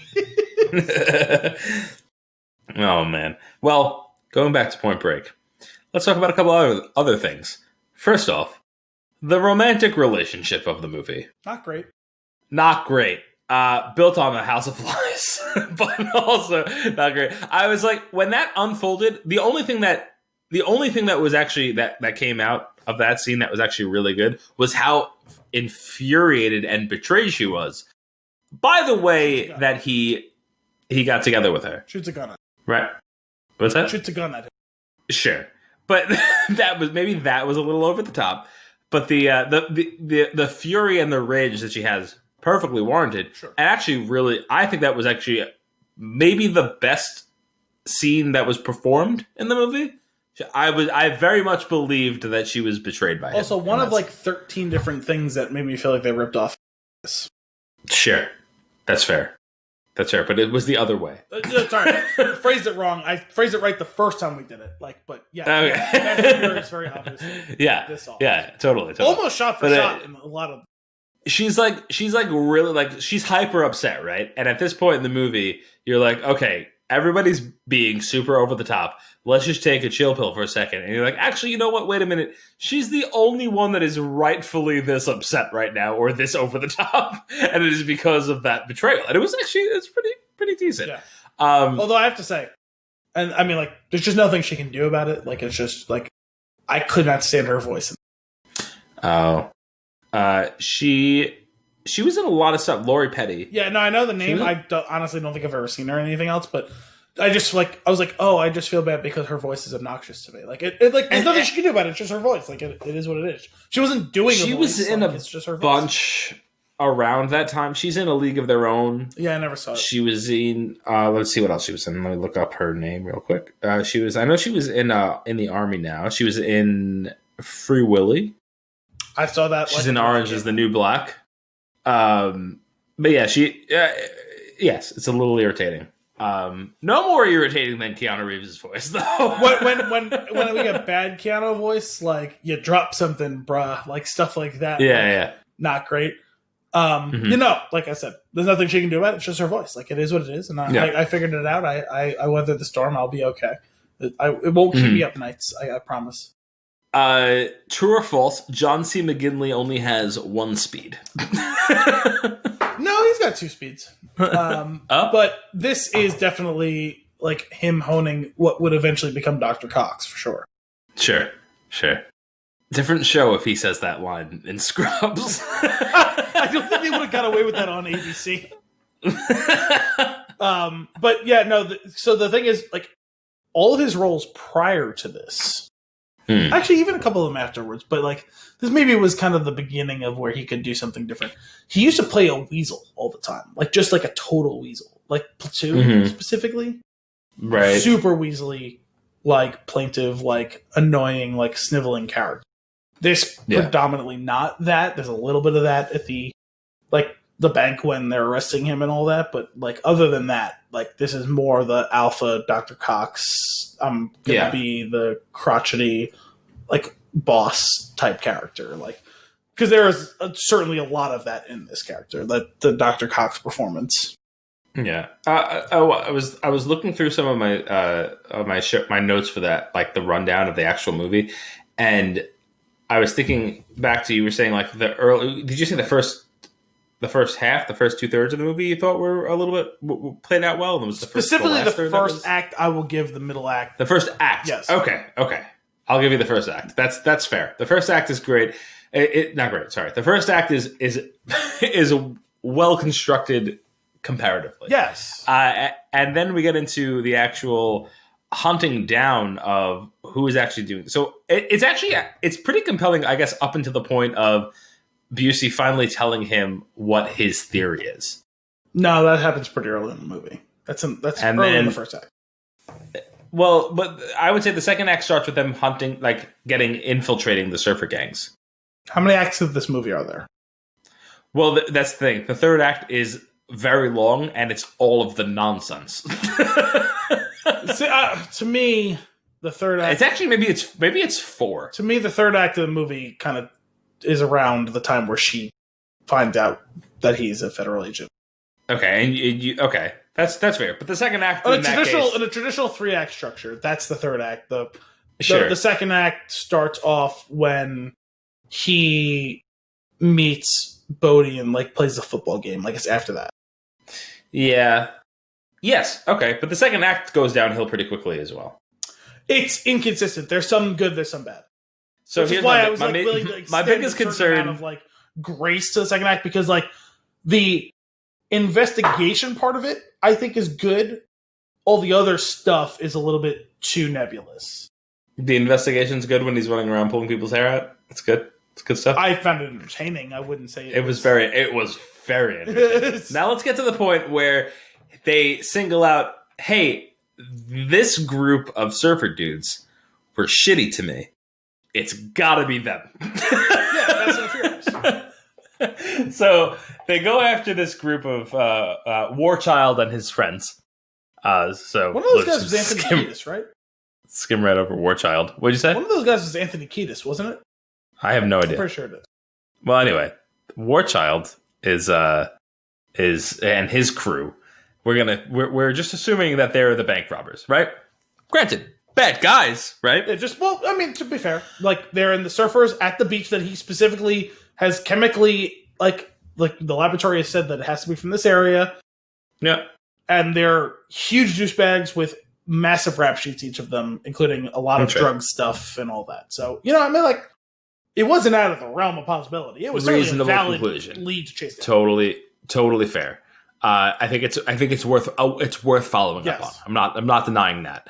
I will say that we went through the trouble of getting a warrant, got the warrant, right?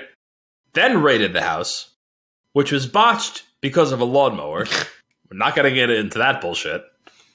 Then we get the we find out afterwards that of course there is an undercover agent that has been working it for 3 years. There is always, for the first bust, there was just skip the first bust.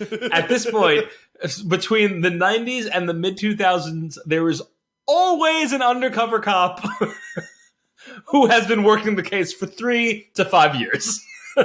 And you blew it. Right? Yep. And we get that. Here's my question. This is a serious question. If you were to get a warrant, would that not pass through someone's eyes that might be in the know of why it should be denied? Maybe not tell them why it's denied, but deny it?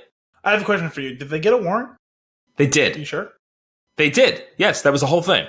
I don't remember the specifics of the warrant getting. They got it. They asked for it. They got it. We'll have it by the morning. That's how that went down. And then they assumed they had it because when Harp, right, the McGinley character, flips out on them. Mm-hmm. So he fucked up then.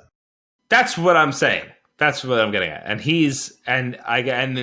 would make sense his job, that he's mad. That the supervisory agent in the FBI should have been liaising with the other federal agents in that area. Oh wow, these guys have been arrested for many drug charges. Let's check in with the DEA. Oh wow, we're running this? Guess we won't do this thing right now. See, yeah, it's a little thin, and that's what my point is. And I feel like if you would have just I don't know, cut one skydiving and or surfing scene, you could put in a little bit of work of how he overlooked something and that he was in the wrong, and that's why he's acting like such a dick when it goes. And wrong. Also, that's great. And also, by the way, the thing that he nails them for, which by the way he was right to some extent, right? Like the whole thing about how can he be robbing a bank on August 2nd when he's in Florida on August 2nd. But again, that would have been a question that would have showed up in their meetings before the raid, where Harp would have said, hey, we established that they were in town. No, actually, we haven't. Right. That's something that before they do the raid, the boss should... Now, that's crazy of me, right, to assume that the FBI would have a shit together on that, I guess, right? They're only the most professional police agency in the world. Sure.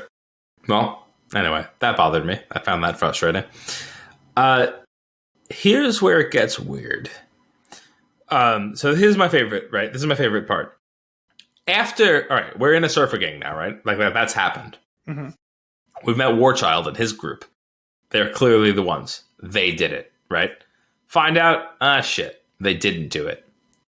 At no point does Johnny Utah's character ever consider that the people that he's hanging out may have done it. Until what was the defining clue? I don't remember. It was one of them mooning Bodhi. The way that Nixon mooned the camera on the bank. Okay. That did it? I'm pretty sure that was the final straw, yes. Got it. Well, Got it. First off, I'm pretty sure he saw 4 of them on surfboards and realized there was 4 of them robbing banks. Right. But then one of them moons the rest of them just the way that... But when he finally connects the dots, I don't remember specifically. I think you might be, or maybe that was the scene. But when he finally connects the dots and he's so blindsided by it, I was like, you're an FBI agent. Like, you didn't question ever that the surfer gang that you got into that surfs at the beach where the robbers were traced back to may have been, maybe even if you didn't believe that it would be them. That was the one part that was a little bit convincing, right? Is Bodhi runs into him at the one time at that beach, right? But the group, remember, like, I don't think they did a good enough job of explaining it in the movie, but the point was that they all were surfing at a bunch of different locations. They weren't always surfing at that beach. Yeah. Like, because it would have been different, right? Like, you're right. If, like, every time he shows up to that beach, they're always there. The one time he's there and he runs into Warchild's gang, that's when Bodhi's there. But like, you don't know where he is, and they are clearly at a different beach all the time. But he is. I mean, I think I guess you're supposed to assume that he's not at his A game because he's found his passion in surfing. And also his passion in Lori Petty. Let's not forget that in the final scene of the movie, "Are you surfing every day, bro?" Yeah, is part of that. That was rough line. It's too much. But anyway, never question it. When he realizes it though, and he's like, "Whoa!" Like it's too intense. I'm like, yes, you moron. It is quite possible that the assholes that you're hanging out with are doing the thing. Well, and this is where I'm like so caught up with the Fast and the Furious thing, because obviously there's a lot of tropes, right? But like, okay, so the young gun shows up, has to go undercover and infiltrate an action sports group, does not know anything about it, essentially. Right. Like, clearly shows off at all turns he's a noob. Somehow still ingratiates himself with them because of his, like, boyish charm. Accidentally follows the red herring of the other violent group. Sends the disastrous raid that doesn't get the information. Falls in love accidentally with the person who's associated to the thing. Which is a bit of a stretch for a 3-week period. She follows up and, blows up over the whole thing when she finds out.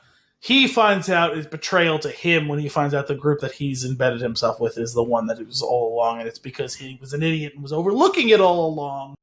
And then have to engage in more action sports to come to a resolution. Like, it's basically the same movie. It's just one of them is surfing, one of them is racing, and one of them is actually, from a technical standpoint, done better than the other, and that one is this movie, not Fast and the Furious. I would argue that Fast and the Furious is a better movie. I think it's a more entertaining movie. I will have to rewatch it to confirm that statement. And that movie is actually more consistently cheesy from start to finish than this one is. That's true. Maybe that's what helps, though. Well, that's what I'm saying. It's a more entertaining movie. It's an even, thin, perfectly symmetrical slice of cheese. Yeah, no, it is consistently cheesy from start to finish. Whereas this one, you can have any brew you want, Al. As long as it's Corona. And Paul Walker has just as inconsistent delivery of his lines too, I guess. But dude, I almost had you. You almost had me? You never had me. You never had your car.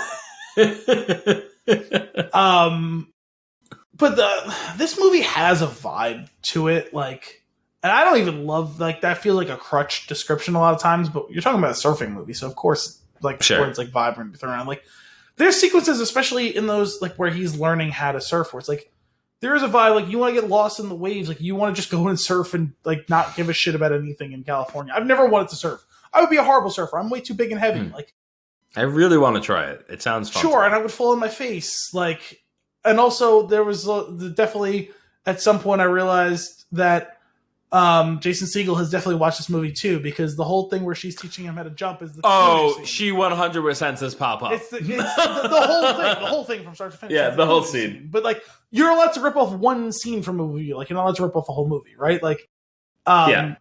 But like all of that sort of stuff, like there's an unmistakable vibe where you just want to be a part of what's going on, and some of the scenery and some of like the way it was shot is really beautiful. Like where he's like surfing and he's like getting ready and it's like sunrise and sunset and waves crashing around him, and you know there's close-ups and they're pan out and there's some handheld stuff later when they're like doing the chase scene in the Reagan mask and all that. Like there's some really cool stuff in here from a movie making perspective that like that's part of why I'm giving this credit more so than you were. That's totally fair.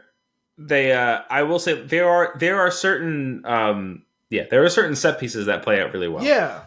And certain that I'm pretty sure, and you got to tell me if I'm the only one thinking this here, but that are referenced in other movies. Like I thought that the bank robbery, the one that goes well, it feels like the choreography of the movement through the bank is almost 1-to-1 with what Christopher Nolan shot in The Dark Knight.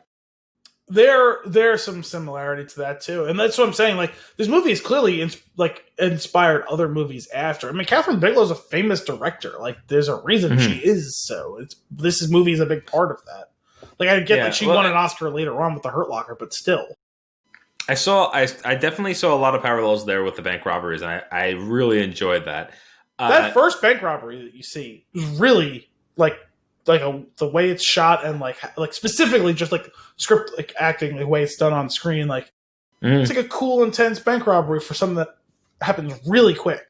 And I like the whole shtick of like they're all playing these different presidents and calling each other by their like nicknames or president names, and like the one of them being Nixon, he does a pretty good Nixon impression and all of that. Like the whole thing with him I'm not a crook with his hands up, like it actually cracked me up a little bit. Yeah, the first time. Yeah, sure. He does it like 3 more times throughout the movie. And I'm like, just stop. Yeah, no, but I'm talking about that scene. Yeah. The other thing is, there's a line. I think it says like something like "Little Hand says it's time to rock" or something like that. Don't they say that in Hot Fuzz? Yeah, but they reference that movie 8 times in that. Oh, okay. I haven't seen Hot Fuzz in a long time. Yeah, no, remember, like one of the whole big cruxes is like him getting him to watch Point Break with him.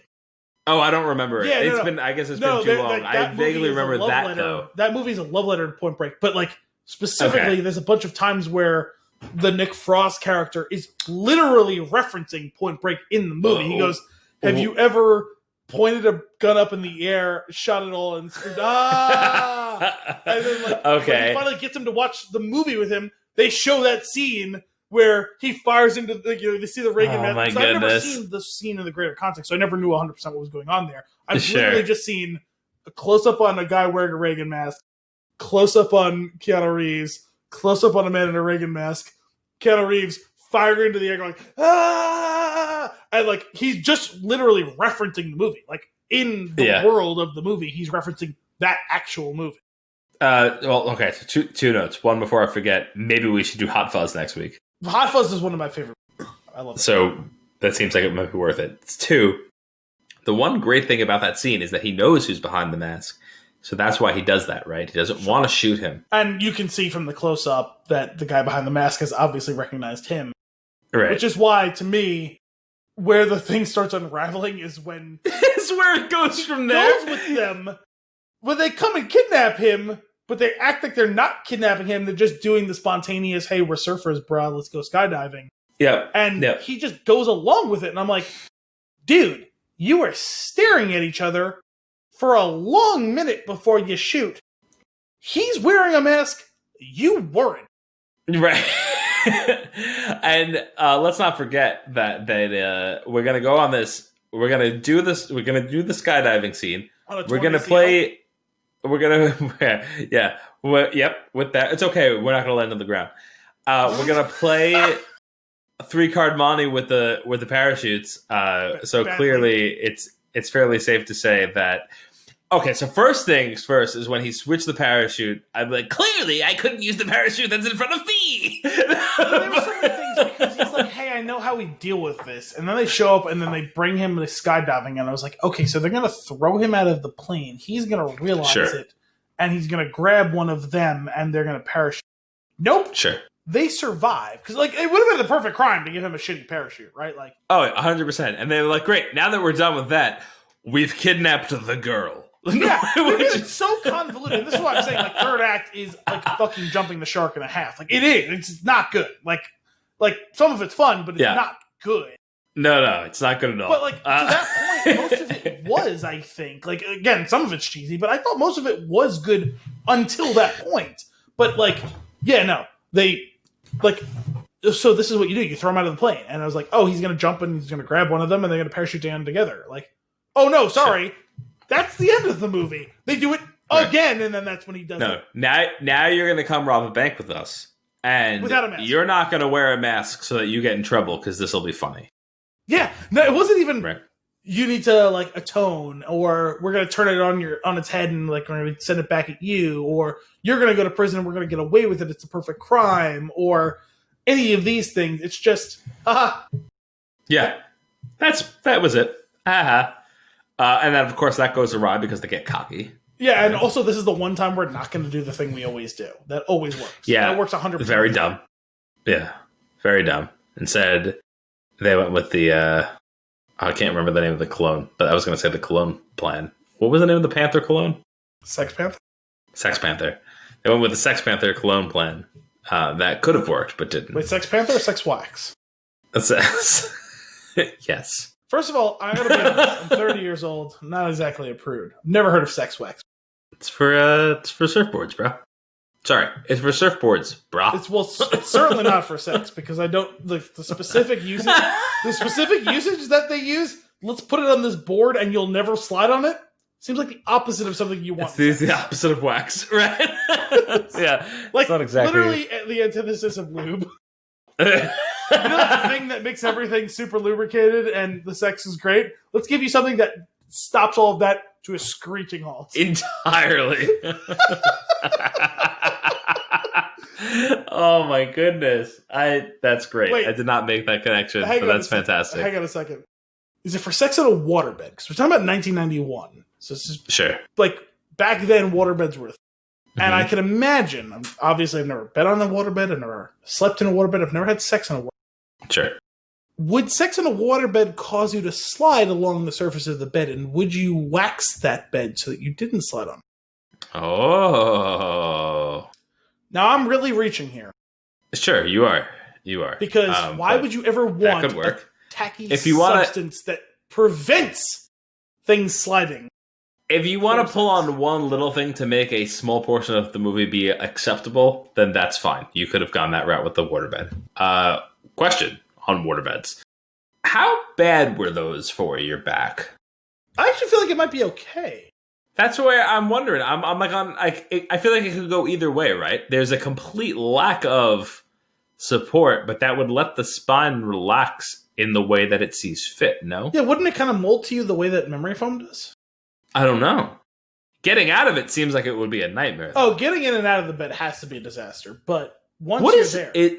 how much algae is inside of the waterbed is the question. Is there a full living ecosystem inside of my waterbed? Oh, that's nasty. How many... I would like to look up and see if there are... if there's documentation on waterbed fiascos, right? Like a pop or like a... I mean, something's gone wrong inside of it. There definitely have been ones that have popped, and it's just not great. Right. Like, they're super expensive, or at least they were back then. Right. Can you get one today? Oh, they still sell them. Yeah? I'm pretty sure. It's like Sealy sell a water. I'm sure if you go online right now and look up waterbed, you can find them. All right, I'm going to look it up right now. Where can I get a waterbed? I was going to beat you to it. Whoa! No, that's just a mattress. Well, I mean, it's a mattress, for sure. Looks like $2,000. Waterbeds, what you need to know. Oh, wait, no, there's one here that's $100. That's for surely great quality. Okay. Entire waterbed with a garden hose. Now you only have to fill tubes called bladders. This makes the process less of a hassle. We're literally Okay, so reading the same thing right now. Interesting. All right, so there's the new versions of the waterbed. Why do people buy waterbeds? The waterbed heater that comes with the mattress is ideal because the warm water is therapeutic. It can relieve pain in the back and legs. Wait a minute. Waterbed heater? You telling me my waterbed is a heated pool? It's telling you it could be. Interesting. A king waterbed holds around 235 gallons of water. Yeah, that's not surprising. Snaking a garden hose into your bedroom isn't always fun. So installation is a drawback for many people. This is from Purple. That's really funny. But can I buy one? Buy. Oh, here, I'll do waterbeds, and I'll do shopping. The old Google shopping tab. That Purple thing still said, one of these things said, today, waterbeds make up only a very small fraction of overall bed and mattress sales. Most home furnishing retailers won't sell them. Some do. Some that do say it's been years since they actually closed a deal. That was like 5 years ago. This is crazy. So they're super cheap. They're like in the $200 to $500 range, it seems like. Oh, sorry. And then ranging all the way up to $4,000. I'm not so sure what's going on there. Well, I have to imagine it's probably like a stronger tensile strength of like the frame or the shell or whatever it is. Also, probably I have to imagine there's some sort of like ridges and like subdivisions within the thing. Like it's not just like a total like you fill it the way that you would. Right? Fill, like, that's what I was. Otherwise, you would just like sink. Yeah, so I have to imagine there's something that like provide some sort of rigidity and support and like kind of the way that you were talking about. Interesting. I am so fascinated by the concept of a waterbed. How did we get here? Sex wax. Sex wax. Thank you. All right. Anyway, back to the movie. All right. So yeah, we failed robbery of the bank, a bunch of people die. Right. One brother who was he his brother or was he calling him like brother, like my bro? I don't think any of them were actually physically his brother. Okay, so that guy dies. Cop dies. Unfortunate for him. He shouldn't have been a hero. He really should have just let it be. That was a really dumb plan. It was a very dumb plan. Also, the security guard who was dragged into his plan against his will also died. That's right. Very unfortunate. Then, how did they... I forget what happens. Why doesn't Johnny go with them? Because he's not part of the crew. Oh, no. Bodie cracks him upside the head and he passes out. Oh, that's right. He knocks him out. He leaves him there for dead. Gets arrested. Yep. Gary Busey's like, no. Gets unarrested. Kind of. Also, he punches. That is how that scene goes, though. That's a 1-for-1. That is the dialogue. Yeah. Busey says, no. I would like to hear a John Mulaney recap of this movie. You know how he did The Fugitive? Like something like that of this movie? I feel like it would be perfect. He punches Cox in the face. They run to the airport. Then Busey is standing behind a luggage carrier. Here's like of the things to nitpick. It really bothered me that one of the members of the crew was in that building behind him. He wasn't. Yes, I agree. He just wasn't. Doesn't make sense. As soon as he comes out, I was like, what are the odds he comes out directly behind him? Right. Yeah. Stupid. Unnecessary. We have a pilot that's like, I'm turning this shit down. And he's like, no, you're not. He's twice. Like, all right. Twice. And he turns it back on. And Twice. Twice. He turns it off, comes out. They tell him to get back in. He does. Then later, I'm not flying you out of here. And they're like, yes, you are. And he goes, okay. And he gets back in the plane. Yeah. So here's a question. Why does Johnny get on the plane? I forget. It was there. He wants to go and save Lori Pettit. I know that he wants to see her, but it wasn't clear at all during this time that they were going to see him. It's just that they were going to go see her. They were because Bodie keeps saying he doesn't want her to be hurt. Oh, but if he doesn't show up, he will kill her. If he doesn't show up at the time and place specifically, he has to. So Johnny doesn't know where they are, so he goes, I'm coming along because when you release her and you guys make your escape, I'm taking her and making sure she's safe.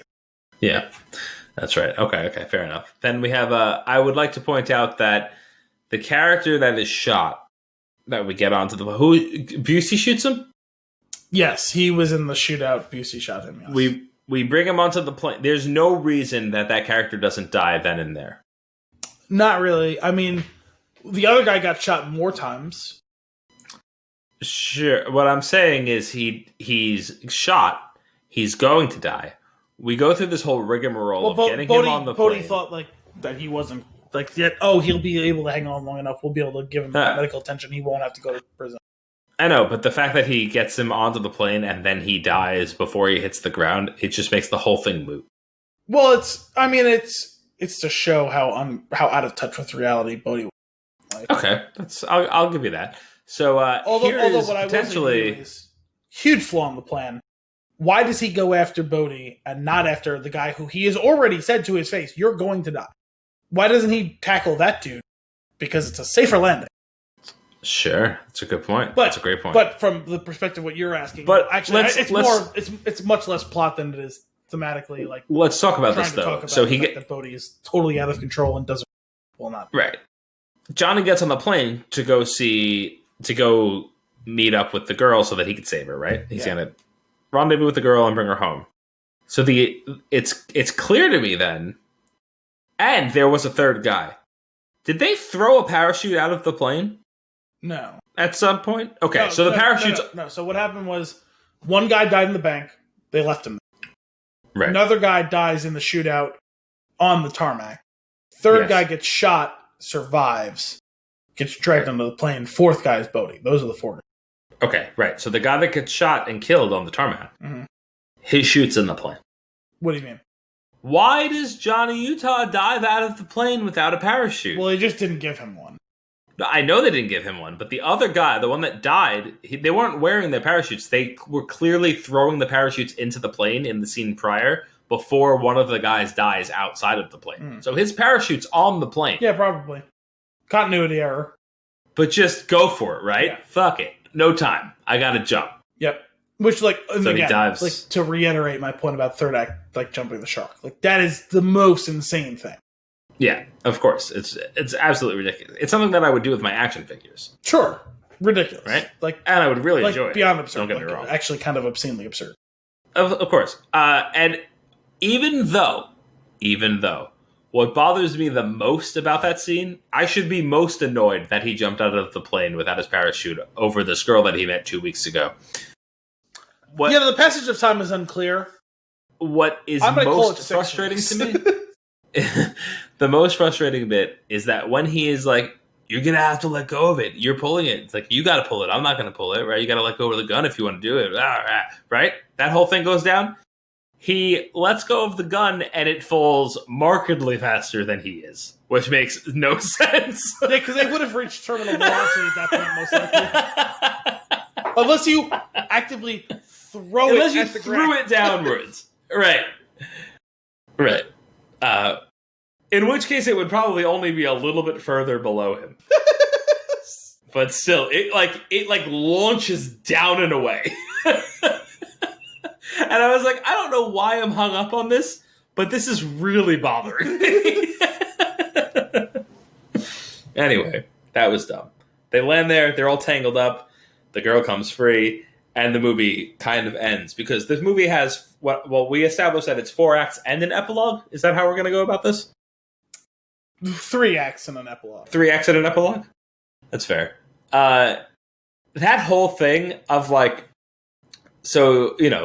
Bodhi gets away with Rosie, who eventually gets killed in a knife fight with somebody who's a better knife man than he is. Yeah, I was a little confused by that part of the epilogue, actually, as to how that helps him track him.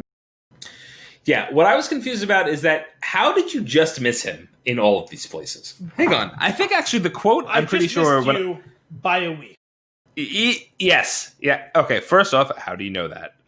But the whole thing, I'm pretty sure, is on IMDb. Let me pull this up real quick. I've been to every city in Mexico. Came across an unclaimed piece of meat in Baja. Turned out to be Rosie. Guess he picked a knife fight with somebody better. Found a passport of yours in Sumatra. Missed you by about a week in Fiji. But I knew you wouldn't miss the 50-year storm, Bodhi. Why not just wait? Which, also... 1991. Internet is in its very fledgling state. Not the internet, not the information superhighway, not total interconnectedness that we've known for the past 15 years. Sure. How the fuck has he been spending his time traveling from Mexico to Fiji? He just knows the 50-year storm is going to be in Australia? How? Well, no, we know that it's going to be in Australia. That was earlier in the movie. They talked about that. Wait, did he say Australia specifically? I remember he said it starts in the Pacific and it's going to work its way up the coast to California. A few of the people were arguing about where it would be, where the best waves would be, and Bodhi said that's where it's going to be. Okay, so I guess I kind of missed that part of the explanation. I remember it's the one bit of continuity they actually stuck to. I thought I remember him saying in the South Pacific or whatever, and it's going to work its way up the coast, and it'll be in California at some point or whatever. And just here is where we think it'll be the best for the best waves or whatever. But I mean, you're concerned about how he's tracking him down. He's still part of the FBI, which that is the better argument to make is how. I mean, I guess, I don't know. I guess when he shows up with the girl and they give the whole story and she gives the whole story. Yeah, it's more realistic that he wouldn't have actually been arrested in that scene. It would have been understandable what was going on. I mean, certainly they have to investigate, but why he ends up in cuffs in that moment, I never fully understood that. I was like, that seems unnecessary. Yeah, that was unnecessary. Just know anything about the character, what's going on here. It's obvious he's not just going to go rob a bank all of a sudden. He spent all this time investigating these guys. He found the guys that none of you could find, and he's going to join them? Right. So, so he obviously, he's still part of the FBI. I guess they gave him the go-ahead to go ahead and still find Bodhi out there. And he went through all this trouble just so that when he finally finds him, he could then throw his badge away. That is the 90s cop movie is throwing your badge. Is the I'm too old for this shit. I'm done with this shit. Even though he's 25. Even though he's 25. He's seen some shit. Throws the badge. He's done with it. Which was he went through the process of getting his name cleared so he could rejoin the FBI, continue this investigation. Because even if they let him come back and said, "Hey, listen, you're good," there'd be a probationary period where it's listen, you did a good job, but because you found the guys and we caught / killed a bunch of them, but also your partner died and the main guy got away. We're not just going to let you chase him around the globe alone, and you can go arrest him with all of the Australian authorities. That's not exactly how that works. And then if it does, you're going to throw your badge away at that moment. I would have bought it more if it was just became his sole controlling thing, and he just went and tracked him down and managed to find a way to convince some local authority to arrest them. I will say, as frustrating as that whole thing is, it did lead to what is my favorite scene of the movie. I mean, that scene again at the end was pretty great. With I don't know. No. I don't think you understand what my favorite scene of the movie is. My favorite scene of the movie is clearly the guy that won a contest to be on screen for a certain amount of time. And the camera goes full frame with his face, and he shouts directly at the audience, "We'll get him when he comes back in!" I thought it was the guy who close up on his face and he says, "No one's out there. Yeah, you'll die immediately. It's death on a stick." Yeah.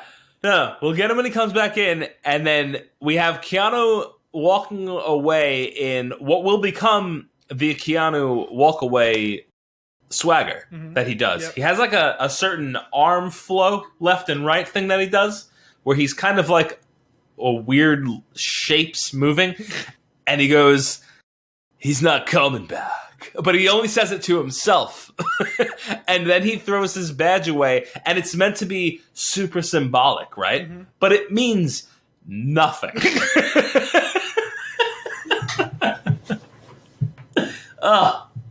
This movie was a treat. I do have one more quote, but I'm actually gonna replace the ending of this episode with that quote. So you be on the lookout for that when we actually get to the closing of the show. Okay. Before we get there, there's two more things. One is I am going to, like I said, I want to run down my script points because I think if you read it in quick succession, what is the script of this movie? It's pretty funny. And then before we do that, though, do you have any other closing thoughts or notes on this film? No, I think we tackled Film that was too nice on this movie. I think I'm good on this one. All right, you ready? I'm gonna try to do this as quickly as possible. Script points. Bank robbery. Intro to our cops. Undercover surfer operation. Pulling out people's hair on the beach. Love interest-ish established. On lies. Surfer bros. Did we just become best friends? Surfer bad boy surfers. Yup. Immediate jump to conclusions with no evidence rid. How did no one not end up in the lawnmower? It's a good point. Obligatory. I someone, whether it be a finger, a hand, an arm, a foot, a face, head, someone was going to get hit by it. No. Nope, just a knife.